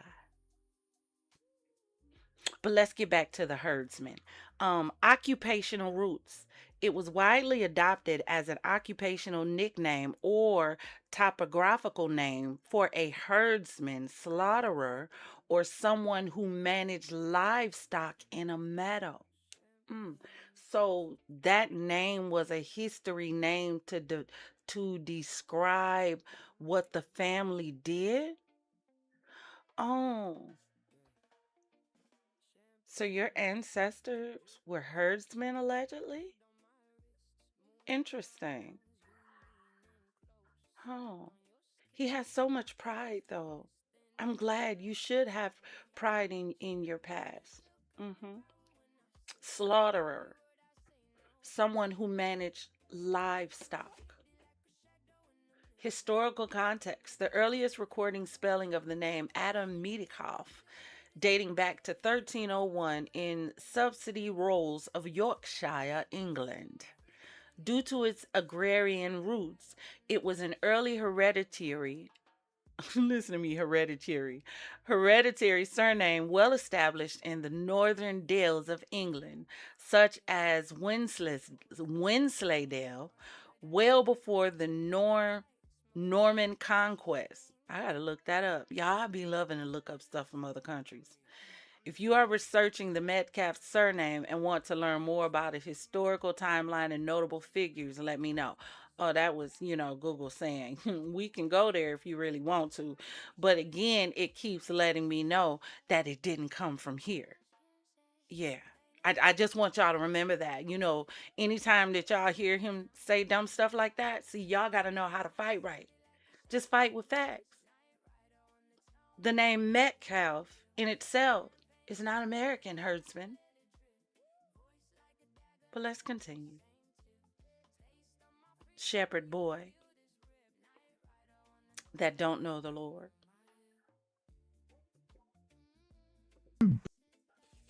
Bringing any weapons to any of these games. So it's going to be interesting because this trial will have to put the defendant on the stand. He's going to have to take the stand and he's going to have to explain why he did where he went, why he felt as uncomfortable as he did. But the question I have is, why do you have a knife? Well, you're highlighting something that the prosecution absolutely stated in their opening statement. They wanted to get it out. I'll stand by, though. We have another guest that is also joining us remotely from outside of that courthouse. We have civil rights attorney and activist Lee Merritt with us. Lee, thanks so much for joining us. I know you were at that courthouse earlier today. I saw you posting on social media about the picking of the jury and the reaction to that. So tell me what you were able to observe when you were there at the courthouse. Well, the community is certainly out and interested. This happened not too far from where I live. And since then, the community has been on pins and needles. Everyone who is raising children in the area, as your other speaker pointed out, this is a sports, community, high school, sports, track, football. That's something that is going to be at the heart of this area. And what I saw this morning was a very diverse community who's invested in the outcome in a courtroom that doesn't seem to be prepared to deal with that kind of attention. And Lee, I'm going to follow up with a question about, actually a question I think we talked about 5 years ago when we would have been down in Brunswick, Georgia, the Ahmaud Arbery trial, killing of Ahmaud Arbery trial, where there was a question about the jury and the makeup of the jury. And there was only one African-American on that jury. And it's similar questions that are here when, though there are people of color on this jury that has been picked, there are no African-Americans. That's right. And as I pointed out, this is a community that I live in. It's a community that is conservative, that's politically leans Republican. But this is a diverse community. The group of jurors who first appeared were black, brown, white, and represented the cross sections in this community. I'm so sick of these stupid parties. I'm so sick of it. That's why we Mia Crats. Go on over to the store and grab your Mia Crack gear.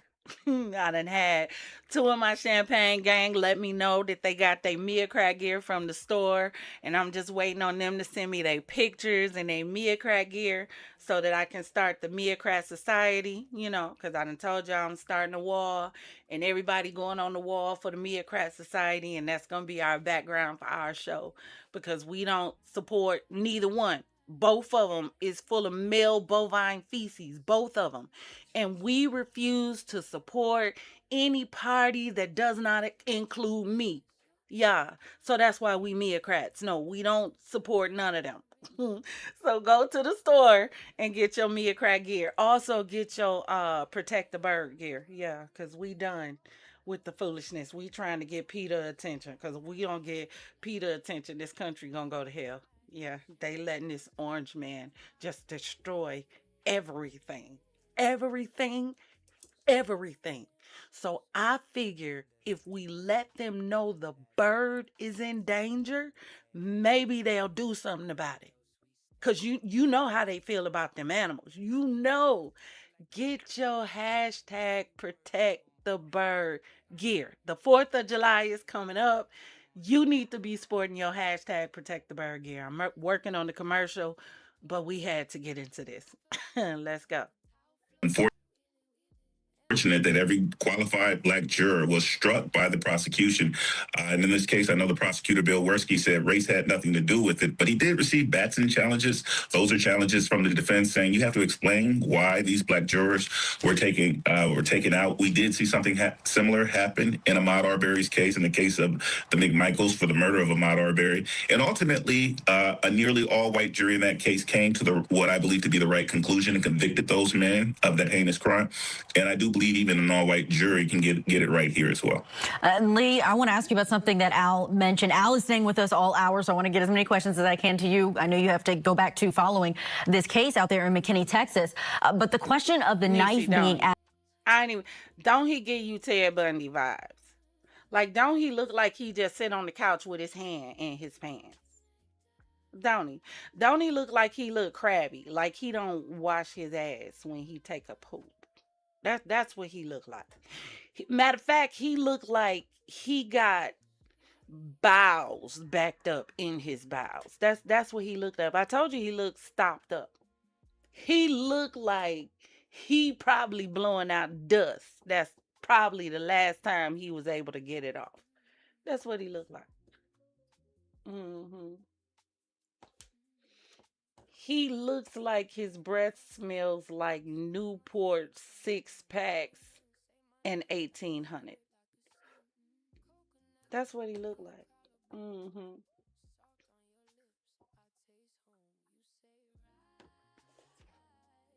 He said, I love Lucy, dreaming he was Ricky. I can't stand it. It's sad. It's sad that people had this experience. That's why I'm telling you, justice for Austin. I need y'all to take a look at what happened to Austin, and I need y'all to look at his dad, and I need y'all to really pay attention. Look at your kids and look at your parents and be thankful if you got good parents and if you had good parents.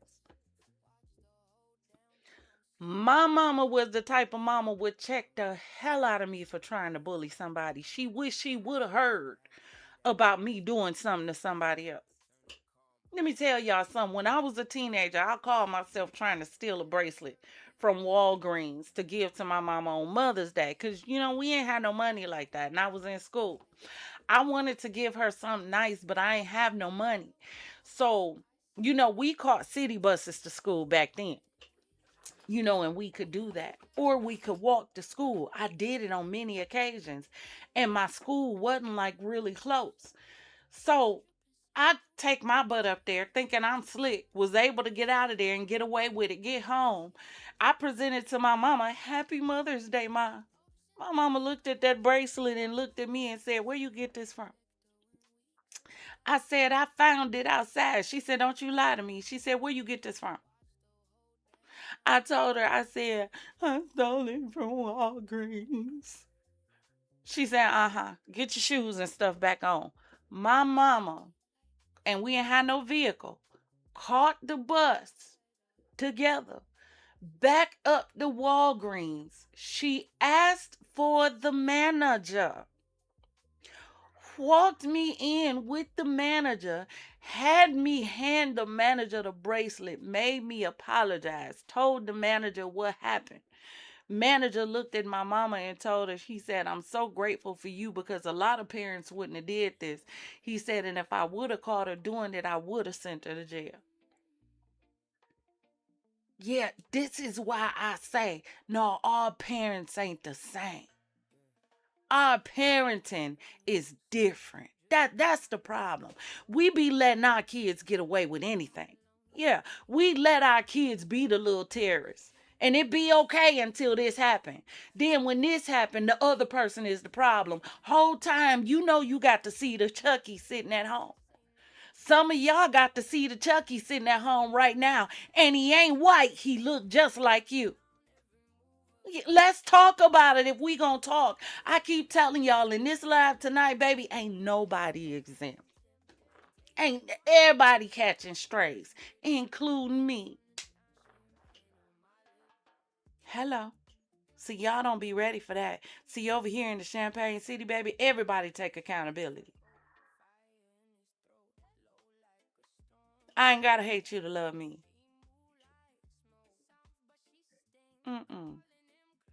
And I ain't got to turn my nose up at you because you telling me that there's an issue with me. You know why? Because 9 times out of 10, I already know there's an issue with me. People that get mad at you for telling you there's a problem with them, they get mad at you because they already know there's a problem with you, but they ain't ready to deal with the problem and they mad at you for calling it out. You ready to talk about it or not? Oh, baby, I'm unlike anything you have ever met before in your life. I promise you that. She ain't cut from a different cloth, baby. The cloth don't even exist. God created this one and threw it away. Promise you he did. Ain't the same. Ain't the same. Our parents was different back in the day. Y'all let y'all kids argue and fight each other in the house in front of y'all. I wish we would have argued and fought in front of my mama. Please. Y'all let y'all kids talk back to y'all. Tell y'all what they is and ain't gonna do. My phrase with my kids was this ain't a conversation. I didn't ask your opinion. That was a statement. It required action, not communication. Now, you ain't gotta yell, scream, grab the broom, the stick, the dresser, the TV. You ain't even gotta do none of that. Conversation. It's called respect. Y'all don't teach these kids respect, therefore they have no respect for nobody else. You know how we know? Because we covered a story about, 8 to 10 kids that jumped a mama and her kids walking down the street. Matter of fact, a mama that couldn't defend herself because she had just got out of the hospital, and you could already tell that she had some things going on with her body anyway. We don't talk about it. Or we not. So we ain't gonna act like we ain't got seeds of Chucky and children of the corn on both sides of the spectrum.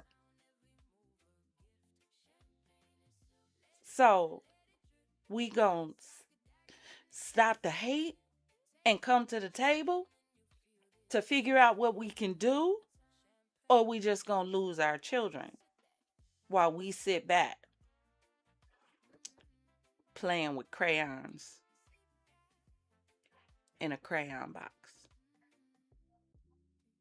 You know, just the black one and the white one.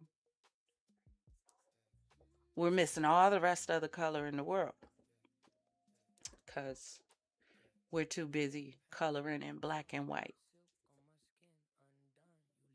I keep telling y'all, and I'm going to have to do it. I keep telling y'all I want to show y'all Pleasantville in Discord, and we going to have to do it. Some stuff happened the other day. We were supposed to see it. Didn't happen. We got to go in Pleasantville. The best illustration of what I'm trying to explain to you right now is in a movie entitled Pleasantville.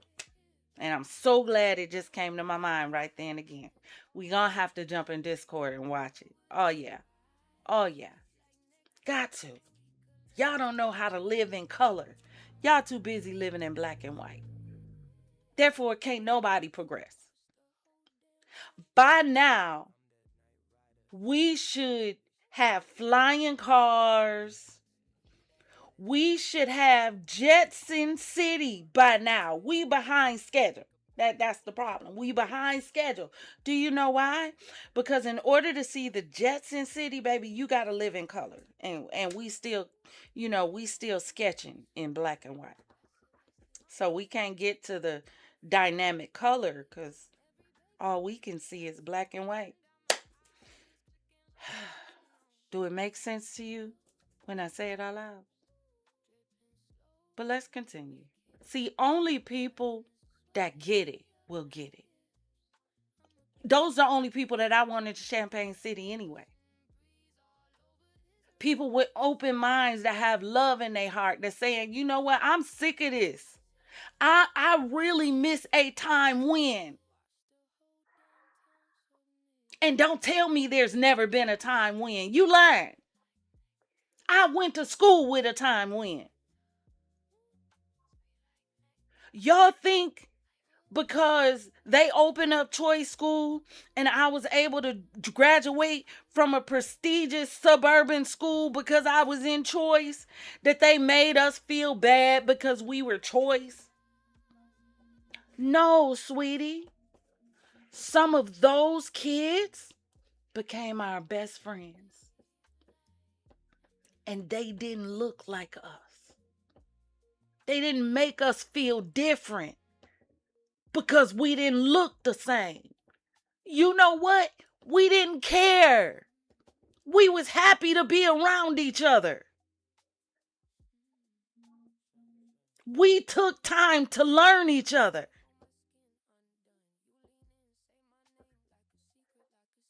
Man, y'all sick. Anybody that tells you anything else is not trying to progress the culture or anything else.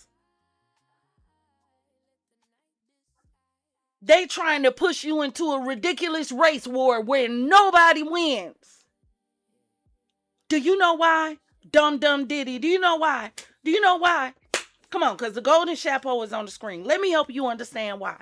Because if they keep you in the United States fighting with each other, black versus white, then what you're doing is you're missing what this orange mother fricker is doing in this office.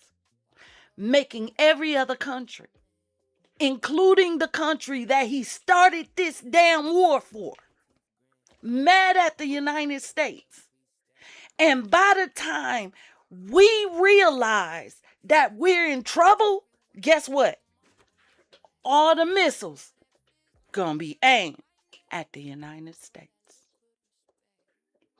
Because y'all letting Dr. Poo Poo Pants, Captain Underpants, Captain Poop in the office, y'all letting him piss off everybody else. How the hell you make the country mad that you started a war for? How? How did you have to increase United States security against Israel? Please make that make sense. Y'all ain't outraged about that? Oh no. Or did you know or not? Because they got us so busy arguing over being called a watermelon felon. Baby, I'll go get a watermelon and eat it in your face and dare you to say something. Matter of fact, eat it so good, make you want to bite. Please play with me.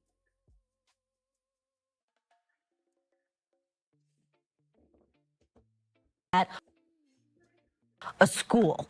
That is something that I would imagine outrages a community. We see it when there are school shootings. Why is there a weapon on the campus? Because we know children don't have the capacity to handle guns. This is a knife, a little bit different in terms of whether or not he would have been in trouble for having it in a different place. How does that play into it? What are the rules there at that school, if you know? You better talk about it. Let me explain something to you. The family that lived next door to the house that I grew up in was an all-white family. All-white family. Not only was they an all-white family, but they was an all-white family that loved animals. They had tons of cats and dogs. And it made it even crazier because my upstairs neighbor bred dogs. So in our backyard, he had 8 doggone dogs. It was Rottweilers back there. It was Pit Bulls back there. I had a chow chow. So when we would leave, I would chain my chow chow back there so nobody would steal it. Over next door, she had cats. She had 3 dogs, but I think they had like 15 doggone cats. They had rhubarbs in the back. They would break them, clean them, put sugar on them, and feed them to the neighborhood kids. Didn't nobody look and be like, oh my God, they're white. No, them was the homies next door.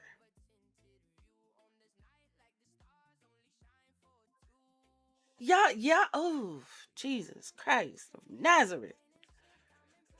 The more we progress, the more we fall behind. And we wonder why we ain't at the Jetson status yet. Something certainly during the opening that the entire community was listening for was because there was a rumor that it wasn't a knife, that it was a track spike. But the prosecution leaned in to the idea, to the argument that there was a knife that was used in this incident. And it is not a fact that trends in support of the self-defense claim. At events like this, track meets, students bring a great deal of equipment. They bring spikes, they bring ropes, they hang tents. Sometimes the tents can use certain kind of pocket knives. I don't know what kind of knife was used here, but actually at a track meet, having tools for setting up the tent, having tools for preparing yourself for whatever event you're participating in is not out of the ordinary. But a knife is very different than a spike track. So the fact that the evidence is coming in as it was in fact a knife does not bode well for the defense. I don't know if you were able to see the surveillance video before that. I know the general public was not able to see the surveillance video. Did anything about that surveillance video played in court today surprise you? And anything that has come out so far with opening statements and the first witness on the stand? Is it anything, especially in a case like this one where we had a gag order and there seemed to be such a crackdown on any information leaking out prior to trial? Yeah, no, I didn't have a chance to see that evidence prior to trial, and then unfortunately, I actually had to leave court midway today, and so I haven't seen all the evidence come in. I think that the state has done a good job of actually preserving the evidence. It is best when all of the evidence is not on the internet, and the jury will have the opportunity to see it first in the courtroom, so it doesn't become tainted. But as that evidence comes in, then the story becomes even more clear. We've heard a bunch of different stories about what may have happened, but there is video, and that's something that we weren't even sure existed until they showed it in open court today. Civil rights attorney Lee Merritt, we certainly appreciate you being here. We are going to be getting our break, but thank you for sharing all of those details, and I hope you have a safe rest of the day. When we come back, we're going to keep following this case. We've got Al Wunsch still with us, and we're going to be going over not only that is a look outside of the courthouse this week in the case against Karmelo Anthony, where emotions have been running high on both sides of the aisle inside of that courtroom. We've been following today those notes that have been coming out of Collin County, where Karmelo Anthony is on trial. He's out on bond. This is in the murder charge against him. You know what, Progressive? You are absolutely right. Notice that no fruit trees can really be found residentially anymore. Make a list of everything we did have and contemplate where it went. Salvation Army food trucks that frequented all black. You remember when I was in grade school, middle school, I don't know if it was still going on in high school. Well, I guess it wouldn't matter. We would have been too old. But you remember on weekends and when school was out, you would be able to go to the school and get a bag lunch. The kids would be able to go and get a bag lunch during the summer. Or, yeah, it was mostly during the summer. And sometimes on weekends, kids would be able to go to the church. Y'all remember that? You remember the free lunch programs that happened during the summer for kids where they could go to the church or to the school and eat a hot lunch? What happened to that? You remember there would be a sandwich in there would be a milk, there would be an apple. Because they ain't had no chips or nothing in there, did they? I don't remember chips. I remember sandwich, I remember milk, I remember apple. I remember back in the day, we used to have the crab apple trees. You remember? Because us, the kids, we used to eat them. Suck on them, whatever your thing. We ate ours. We didn't. I heard you wasn't supposed to. I'm fine. I don't know. I'm fine. But do anybody that lives in tropical areas, like randomly on your street, not even tropical because we weren't in a tropical area. On y'all street, do y'all have fruit trees? I need drop in my comments, please. If you're watching in the replay, please drop in the comments and let me know, does your street still have fruit trees? Because I remember them and I haven't seen one in a while. Child, I remember penny candy. Penny candy, what, 10 cents now? For the death of 17-year-old Austin Metcalf. Karmelo Anthony, also 17, has stated that this was self-defense, and that is what his defense attorney is arguing in front of the jury. We heard all of that play out today in those opening statements. There are no cameras inside of this courtroom. It is packed. There are spectators there inside. There are journalists inside. And most importantly, our own Cody Thomas is inside, and he's able to give us the information so that we can share that with you.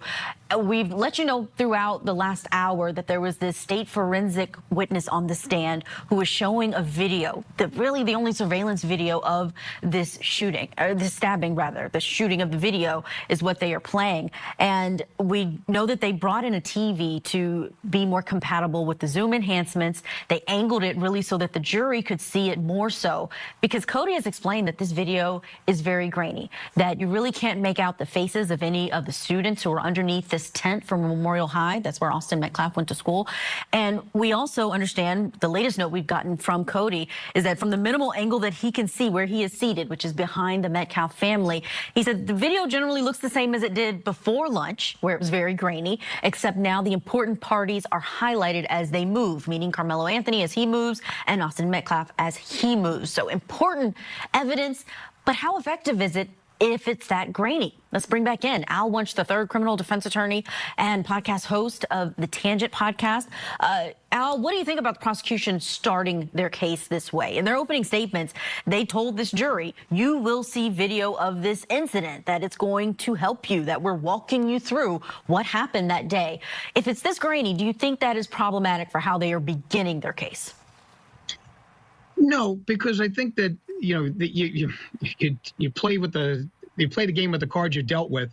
I mean, obviously they would love to have something that was in Technicolor and beautifully screened and everything else, but you don't have that, so you make do with what you have, and you put that out first. Because I generally, when I was a prosecutor, wanted the warts out before I started getting into the good parts of the case. So this way here, no one was saying, well, wait a minute, he was hiding that from us. So show the video that's grainy, show the video with regards to the enhancement that they've done. And it goes to the jury's going to put the weight on it that they want to put on it. The bottom line is that, it's going to demonstrate how difficult this self-defense aspect of the case is going to be to prove by the defense.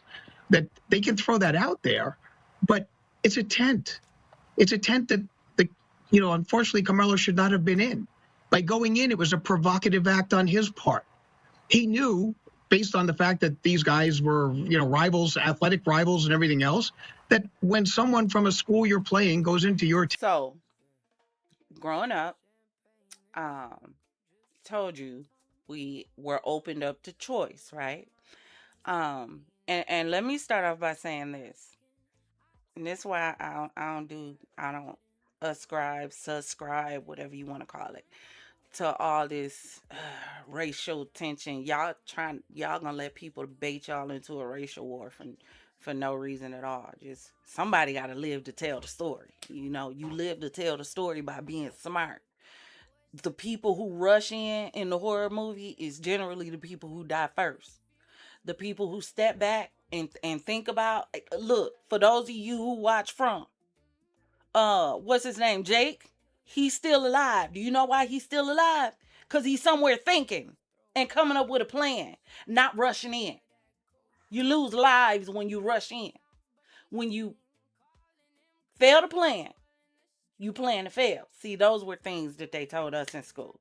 My bad, I'm sorry, some of y'all didn't learn that. Y'all didn't. Y'all didn't. So explain to me exactly, how is it? Never mind. Let's go. Can or goes in and sits there. Okay, it's a dare. It's a provocative situation. No, I'm gonna say this. When I was in school, I told you I went to a predominantly white school. They opened it up to choice.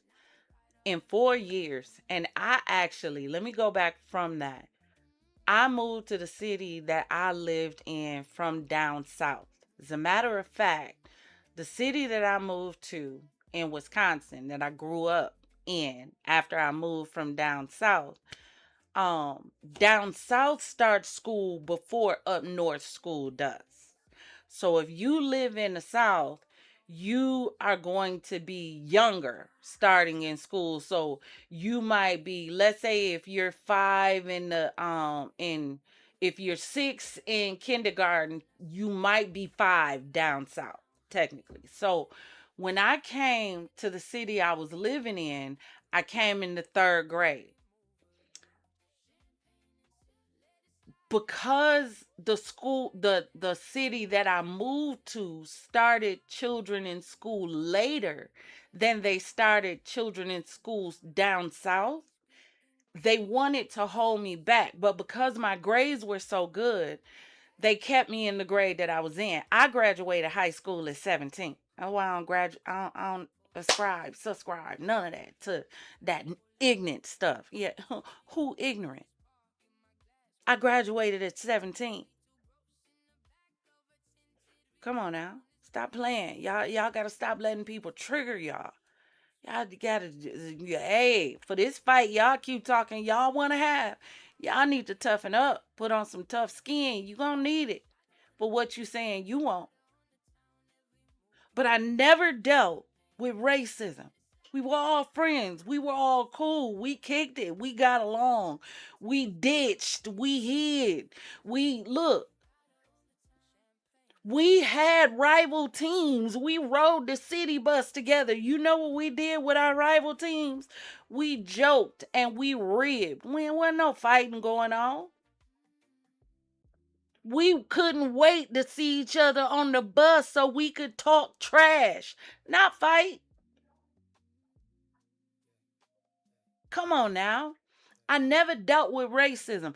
You know the most that you could call racism that I dealt with? Being in a predominantly white school district from 3rd grade till I graduated high school.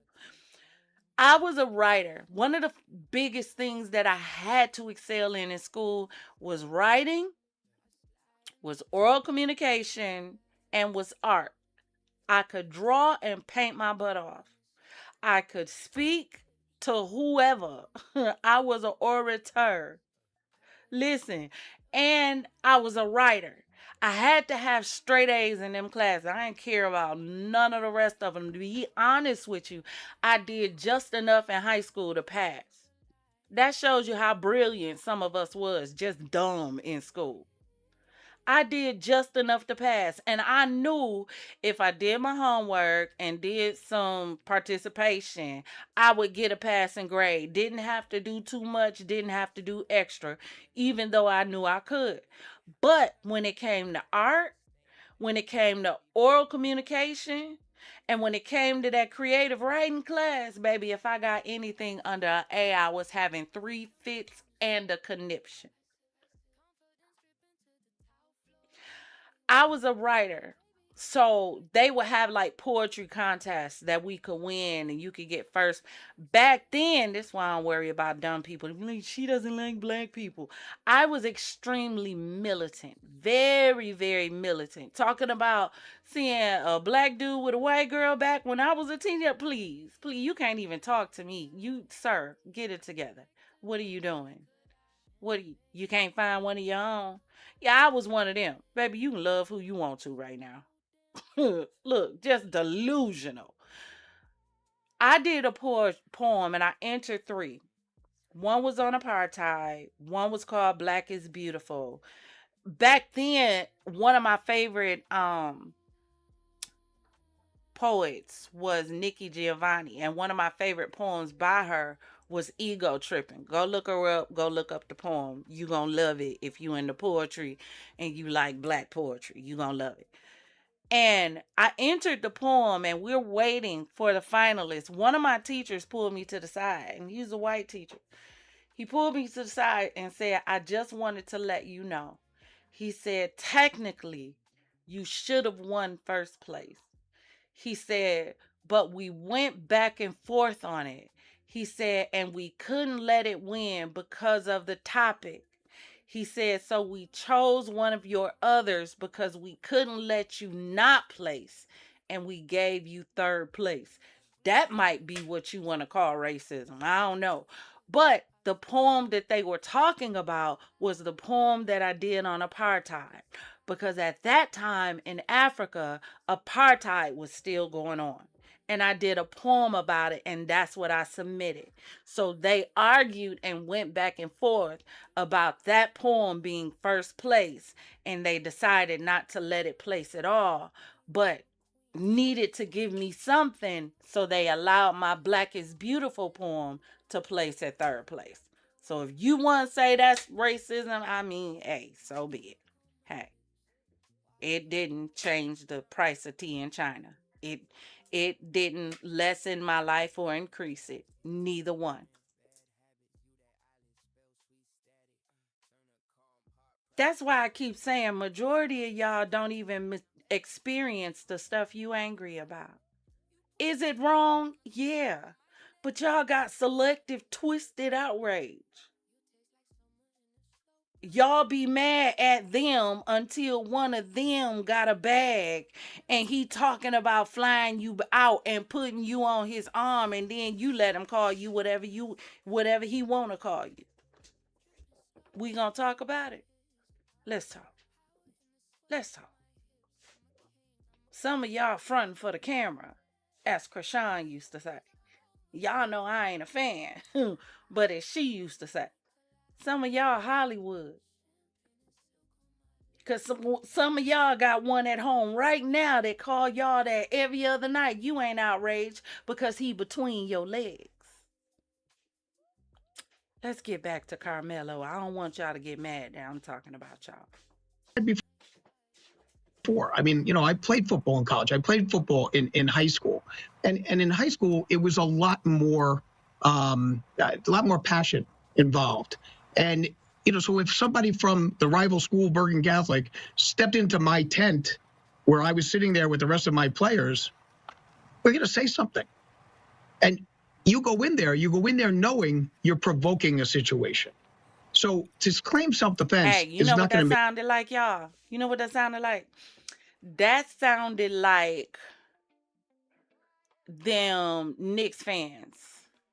When them Knicks fans on TikTok, after them Knicks fans was jumping them Spurs fans and ripping them out their doggone jerseys after that game they lost before they won the championship.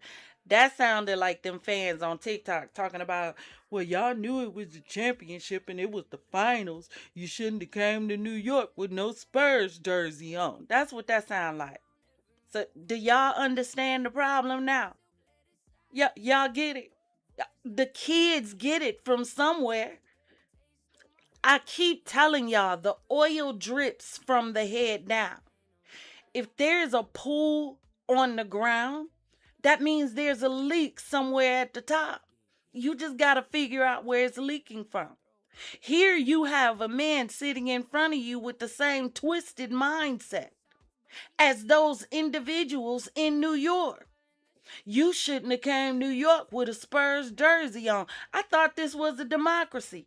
Since when did the fans get to determine what I get to wear in the city or not? So I gotta check in with somebody too? Oh, where the check-in police? Like they say Jay Prince is, allegedly. I'm sorry, can I say his name? Or do I have to not say it 2 more times or he'll appear? Which one is it? Who y'all gotta check in with in New York as fans so people can be okay?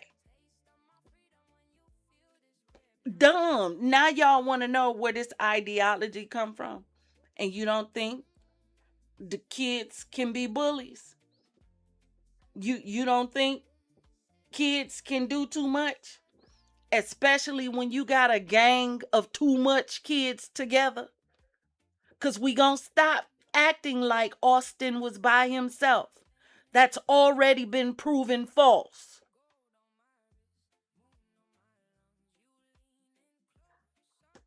Let's continue. Make any sense. Plus the fact he could have gotten out of the tent in no time.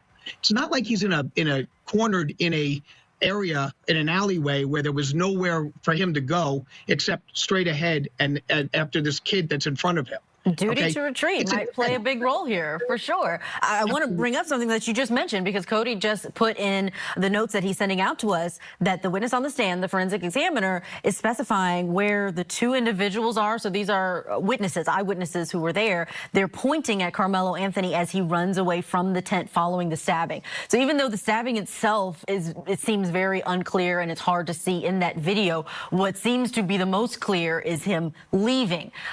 His defense team says that he left and went to a coach because he wanted to essentially turn himself in, or said, I'm the one who did it. It's not alleged, is what he told the officer afterward. But that running away is going to be big here. Well, the running away is also essential because it means he could have gotten away. It means he didn't have to stay there. I mean, if his argument is that I was in danger because there was all these guys there and they were going to do something to me, he's able to get out and he's able to run from the scene. So why couldn't he have run 5 minutes earlier if he was that scared? Why was he in there in the first place? That's another question. Why didn't they leave him alone? Why did they walk over there to him? Why didn't they just walk over to where they was going to be and sit down? Why wasn't there a coach or another adult that was in the tent to make sure nothing like this happened? There's a whole lot of whys that can happen in this situation. Whole lot of whys. Why didn't they turn around and walk in the other direction? Why didn't they mind the business that pays them? So, I mean, everything here is stemming from the fact that, look, I hate this case because I hate seeing 2 young people's lives destroyed the way this has happened. Okay, but for them to be yelling self-defense, I find that to be a real problem. And, you know, I guess if you keep saying something many, many times, then maybe you think someone's going to believe it. But it's not self-defense in this case. This case has no self-defense aspect. He walks in with a knife in an area where he knew he was going to provoke a response, okay? And then it happens. He doesn't get up and leave. He doesn't run out before the situation goes any further, and he takes the life of a 17-year-old young man with a promising future. I'm going to read for you something that we heard in the opening statement for the prosecution. The problem that you have here, and the problem that you have with our justice system, and the problem that you have with our courts and prosecutors and everybody else, is nobody knows how to be impartial in a situation. Nobody knows how to come into a situation and look at it level-headed. I'm going to remove emotion out of it. I'm going to remove how I feel about it out of it. And I'm going to deal with this based on the facts. Nobody knows how to do this. You can clearly see this from this man sitting in this seat. He's not being impartial at all. It's all one-sided because he's not showing any accountability on Austin's side in any way, shape, form, or fashion. Not once has he said, hey, you know what? Yeah. He shouldn't have went there, but maybe. Had Karmelo done A, B, C, D, this wouldn't have happened as well. There's no accountability. When you're impartial, you ask for accountability on both sides. You ask for both sides to take a step back and look at where you might have erred in this situation. Because if you take a step back and look at where both sides might have erred in this situation, you don't walk away with 35 years. No way, shape, form, or fashion. Because you understand both parties are at fault in this. You know who else is at fault? The absentee adults who should have been under the tent to make sure this didn't happen. Keep telling y'all knew what happened under bleachers and tents and stuff when we was in school. Come on now. And you know your kids is you times 10. So if you know some of the things you did in school, after school, during games, under bleachers, and all that extra stuff during school hours and after, stop and think of what these kids could possibly be doing. And there was no parent, adult in sight to do anything. So basically, a bunch of children were unsupervised. No one has a problem with this. Anything could have happened. What if somebody would have snuck in with a weapon and start shooting up everybody? There's no adult. There's nobody who has eyes on the children who are there. When they send their children to these events, they're assuming that the school and the schools have consistent eyes on all the children to make sure they're safe. Yet and still, you had a bunch of children who were unsupervised for a number of minutes where this was able to happen. Anybody could have came in there. In 5 minutes, a child could have been snatched up out of there by somebody else. You know why? Because there's no adult available with eyes on the situation. And we don't see a problem with this. No, we just see an issue with Karmelo. Does it make sense to you when I say it out loud? And it goes along with what you said, that this is how the prosecution ended in front of the jury. They said you simply cannot provoke someone, and when they touch you, you take their life. This case is about plain murder, simple and senseless. Find this man guilty of first-degree murder.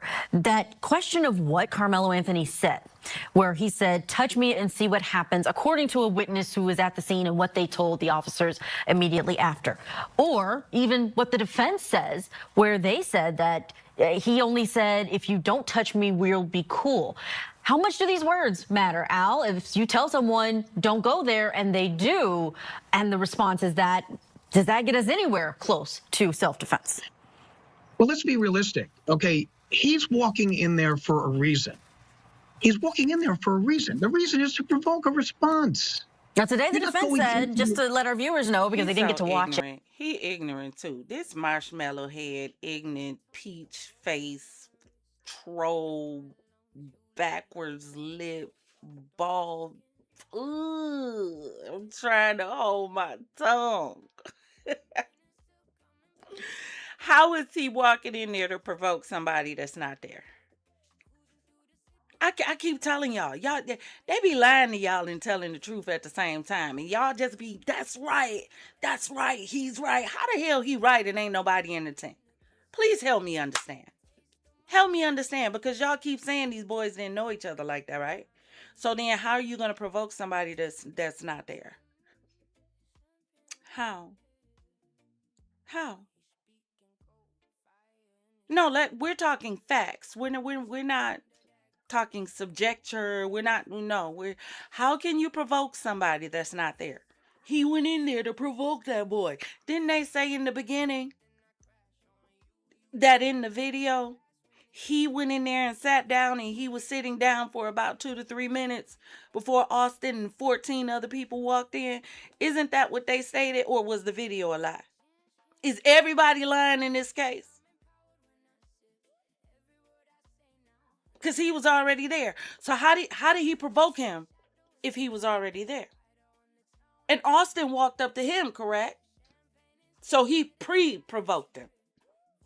Y'all gotta go get the precogs. See, if y'all would have had the precogs, this wouldn't have happened. That's the problem. Y'all need to go get the precogs from Minority Report. That's the problem. That's the problem. Because clearly what they're trying to say is he knew this was going to happen because he pre-provoked him before the provoke even happened. Clearly. But let's let him cook. I want to make sure they know. He says he was there to be around friends. He was there because he saw some people who were friends with his girlfriend, and he was sitting there chatting and talking. That was surprising to me, Al. I had not heard that. I didn't see it in the police report. It seemed like from the police report, he just sat down and all of this happened. But the defense shared that he actually was there for some time talking to his friends when he was then approached by the Metcalf twins. Does that change anything for you? Well, that is somewhat significant, but I don't know where that came from because I also have been studying this and I have not seen anything that said that before. I mean, that makes sort of a nice little fitting aspect of it. But then you're saying to yourself, okay, so he went in there to have a chat in enemy territory, but he brought a knife. If he's in there for the purposes of being social and hanging. How is it enemy territory? And these are minors. So sports is war now? Well, I could expect them to think like this. I can't. Because, I keep telling y'all, all roads lead to Drumpf. All roads lead to Trump. I can expect him to think like this. I really can. Because didn't the Secretary of Defense, and I don't give a damn what y'all saying, it's going to remain that way because that's the way it's been. Yeah, I don't care what this ignorant cocaine is a hell of a drug motherfucker in this office say that call itself want to change the department to the Department of War. Just dumb. See, they all sound alike. All sound alike. In enemy territory, these are kids. It's a game. They getting ready to run track. Enemy territory. And y'all don't think that this is the kind of speech and conversation that's probably put into his children when they go out to play sports? Y'all don't think that they're telling their children that the other teams are the enemy? So by the time they come to the track meet, the basketball meet, the football game, they're not playing another team. They're playing enemies and ops. So basically in their head, you done switched on an automatic Call of Duty mobile live action version. But on the track field, on the football field, on the basketball field, now all of a sudden in their mind, they train to kill, but all they doing is shooting the basketball. They just running, but in their head, they got to take out the enemy. Do it make sense to you when I say it out loud? The children. You don't think this is abusive talk toward children? You don't think CPS should be called? Because, he's referring to children as enemies. This is the way he's referring to children. So, of course, if he's referring to them this way, this is the way he's teaching them. You sat down in enemy's territory. Shut up. Out with the friends of his girlfriend. Why has he got a knife? And the whole aspect of it doesn't make any sense to me that would be the reason why he would walk in there. You understand that there are, lines of demarcation when you're in an athletic event. You don't trespass into the other side's lines. Okay, you let that go. At the end of the game, you shake hands and you move on. That's fine. But when you're in the middle of a competition, there is the home and then there's the away team. And they stay in their camps. They don't go, they don't intermingle, they don't hang out, because that's not the way it's done, especially in a state like Texas that takes this so. Hey, real quick. My son plays basketball. My son is autistic. He has Asperger's syndrome.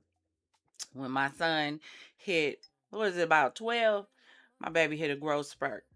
He went from about 5'8" to 6'2". From that moment, he kept growing and didn't stop. Right now, my son is about 7 foot tall. He started playing basketball, and I was scared because, you know, basketball is a contact sport. He's autistic. He didn't like being touched. He learned how to play ball literally about 7 years ago. Can't make it up. He's a giant, like my gentle giant, right? And when he would have his games and we would go out there to play, guess what? They had different sides that the team set on, but we intermingled. And do you know what we did? We laughed and joked with the other team.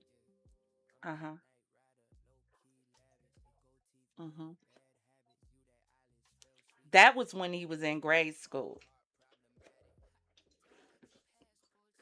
He'll be a senior in college next year. Do you know what we do when we go to the games? We sit amongst the other players and we laugh and joke and cheer.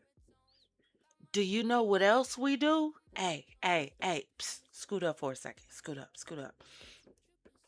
Only the grown folk, because see, only grown folk gonna understand this. We cheer for the other team too. Yeah. Even when they dunk on our boys, we cheer for them. Hey, good play. Hey, y'all snap. Y'all, hey, they did that. I ain't even gonna lie. That's what grown folk do. They don't teach children that the other team is the enemy. No. They teach them that the other team is the team. They taught us, go out there, have fun. Don't forget to have fun. It's just a game. Enemy? Yeah, this ain't Black Hawk Down. This is not Saving Private Ryan. I'm sorry, sir. It's not. It's not. This is not Hacksaw Ridge. And you definitely not the brother that going back up on the hill talking about another one. That is not you. Does it sound like I like war pictures? that it's a game. What do you mean, enemy? And the defense didn't have a problem with none of this? And y'all don't think the defense team was trash? And that the problem with this case from the beginning wasn't them. It was the defense team that should have objected to all of this.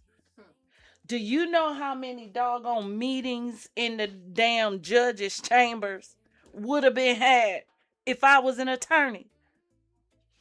Please. Strongly, that loves their athletes, that loves their sports, that loves their competition.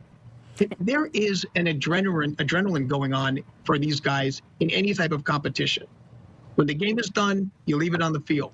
Al, I had not thought about this as a sports rivalry being at the heart of this case, but you are highlighting something that could be on the minds of these jurors. I do want to let our viewers know the latest we've gotten from Cody inside of that courtroom is that the jurors are now seeing spotlighted portions of that video of police now escorting Karmelo out of the stadium, which would certainly be a moment for them to see. Al, stand by. We've got to get to our break. This has been a great conversation where you're trying to help our... She is. I didn't think about it like that. I didn't. Girl, please. Viewers understand what's happening inside of this cameraless trial, and we will continue to do that.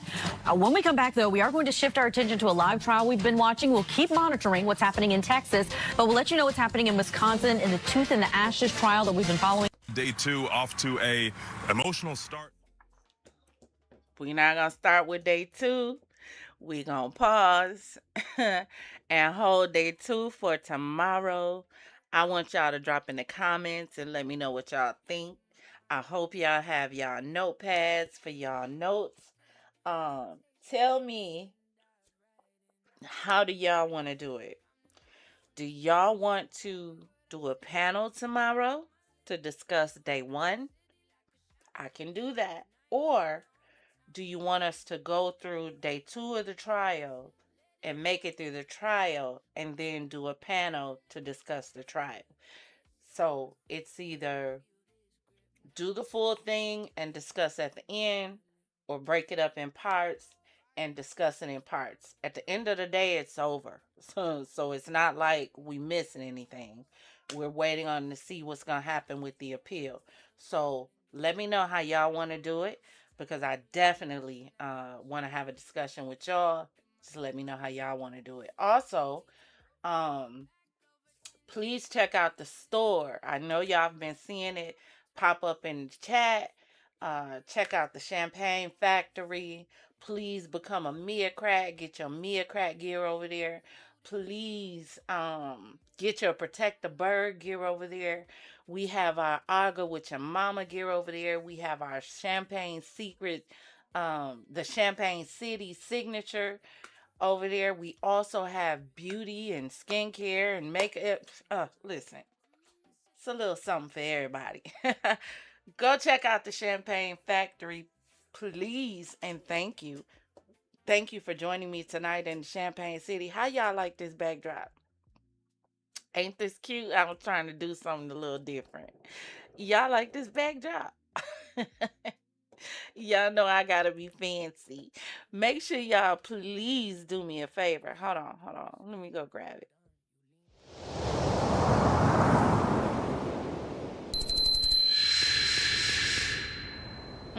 Hit that like and subscribe button so you'll be notified when we jump into whichever sector we jump into for another show. Please make sure you go over to Champagne Secretz Reacts, y'all. Let me tell y'all something. Champagne Secretz over there blowing up. Y'all, that's our that's the messy side of the Champagne City. Over at Champagne Secretz Reacts, that's where the TikTok story times are. And baby, them story times get messy. Y'all hear me? One of the story times over there on Champagne Secretz Reacts somehow blew up. Right now it's at like 25K views. Like, the comments are insane. I don't know who sent the people. I don't know where the people came from. But we went from 230 subscribers to right now we're like 530 in like literally a week and a half from one video. I have never promoted a video, paid for views or anything. I uploaded them. Actually, for those of you who don't know, a lot of my Champagne gang are not on TikTok. A lot of my Champagne gang will not go to TikTok. But I talk a lot about story times and stuff that happened in story times on TikTok. So what I said was, you know what? I'm just going to create, and I created a space on the channel. Y'all know it was called X-Files Exposed. It's still down there if you scroll down in the playlist. But I isolated it and created a whole new channel that was for those story times. So we have the TikTok story times over there. Never promoted it. It was for my Champagne gang to enjoy when we're not doing stuff over here. So go over there to upload a video. And to be honest with you, I upload like every now and then. So I went to check and I'm like, who sent these people? What the hell? And it just kept going. I'm like, whoa, it's not stopping. Then all of a sudden I was like, whoa, we hit 500. And I'm like, that's that partial monetization. That don't mean that you get paid for views and none of that. So people over there be like, you getting paid off. No, you don't. The only thing that's unlocked at 500 views is super chats, super thanks, and memberships if people decide to pay for one. If people don't, they're not unlocked. You just giving people good views, and hopefully the algorithm will push your videos out more because you're partially monetized. That's it. That's it. But it's blowing up. Please go check it out because I have uploaded some videos over there. We got a segment called Is This Presidential? But it's a lot going on. So please go over there and subscribe and check it out. Thank you for joining us in the Champagne City on tonight. Make sure you tune in tomorrow for part 2 so that we can get into part 2 of the trial. Please make sure you have your golden chapeau. Please make sure you have your glass of bubbly. Please make sure you have a smile on your face. Please make sure you have a pen and your notebook because we need to take some notes, okay? Please make sure you're nice and comfy. And please make sure you leave all the negativity at home.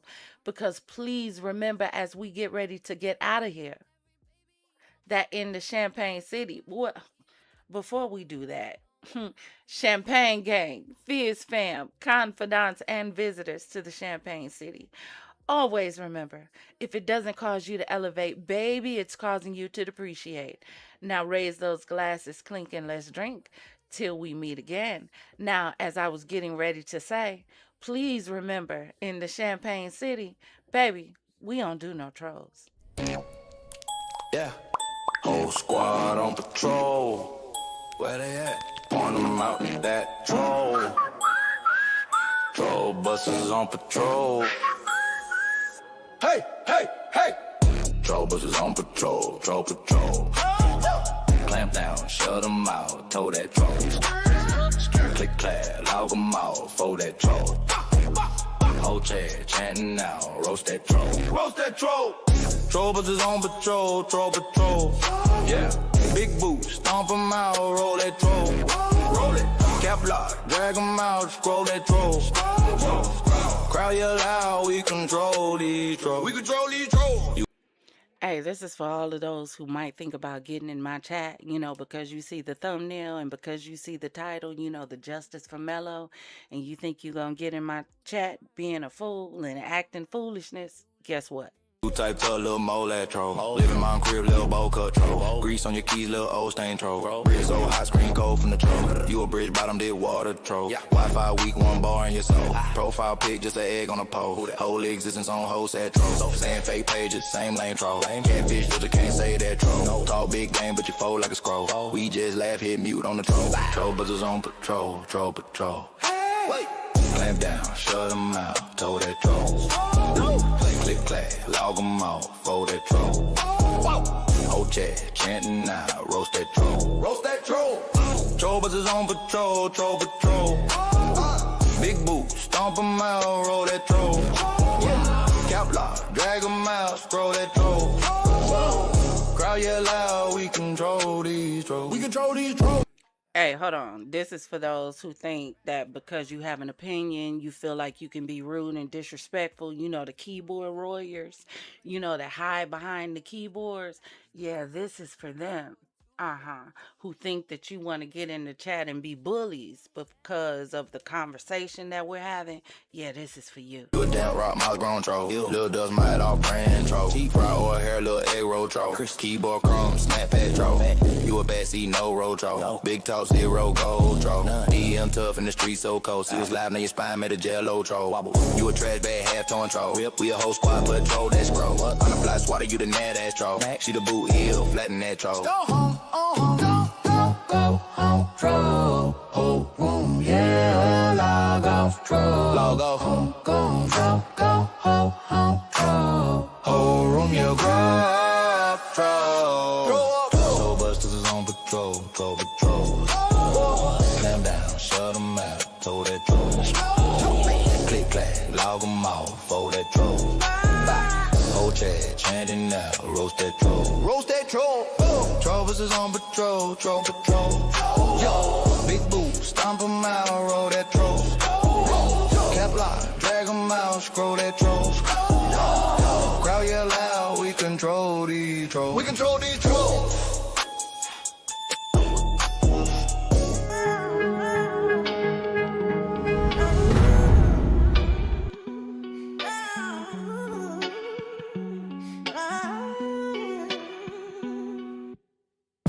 Stockings by the fire, but the room's ice cold.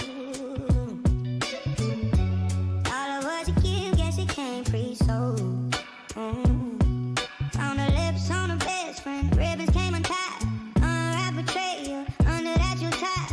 Mistletoe hanging, but the vibe ain't sweet. So I'm tangled up where I used to keep my seat. The red I'm seeing ain't from no candy cane.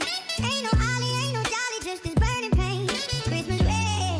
Christmas red is the fire in my head. Yeah, the trust is dead. Tree lights flicker, but my mind's on rewind.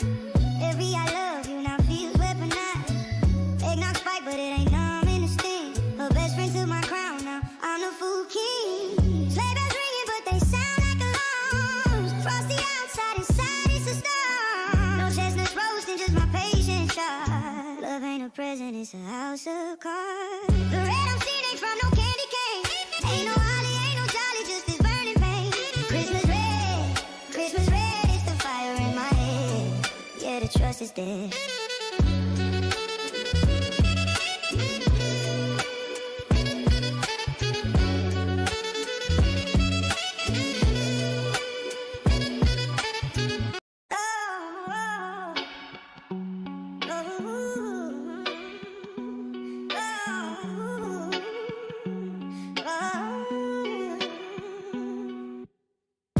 Stockings by the fire, but the room's ice cold.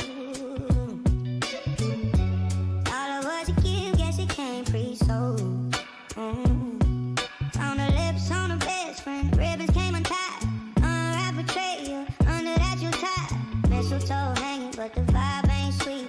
So I'm tangled up where I used to keep my seat. The red I'm seeing ain't from no candy cane. Ain't no Ollie, ain't no Jolly, just this burning pain. Christmas red is the fire in my head. Yeah, the trust is dead. Tree lights flicker, but my mind's on rewind. Every I love you now feels weaponized. Eggnog spike, but it ain't numb in the sting. Her best friend took my crown, now I'm the fool king. Sleigh bells ringing, but they sound like alarms. Frosty outside, inside it's a storm. No chestnuts roasting, just my patience shot. Love ain't a present, it's a house of cards. The red I'm seeing ain't from no candy cane. Ain't no Ollie, ain't no Jolly, just this burning pain. Christmas red is the fire in my head. Yeah, the trust is dead.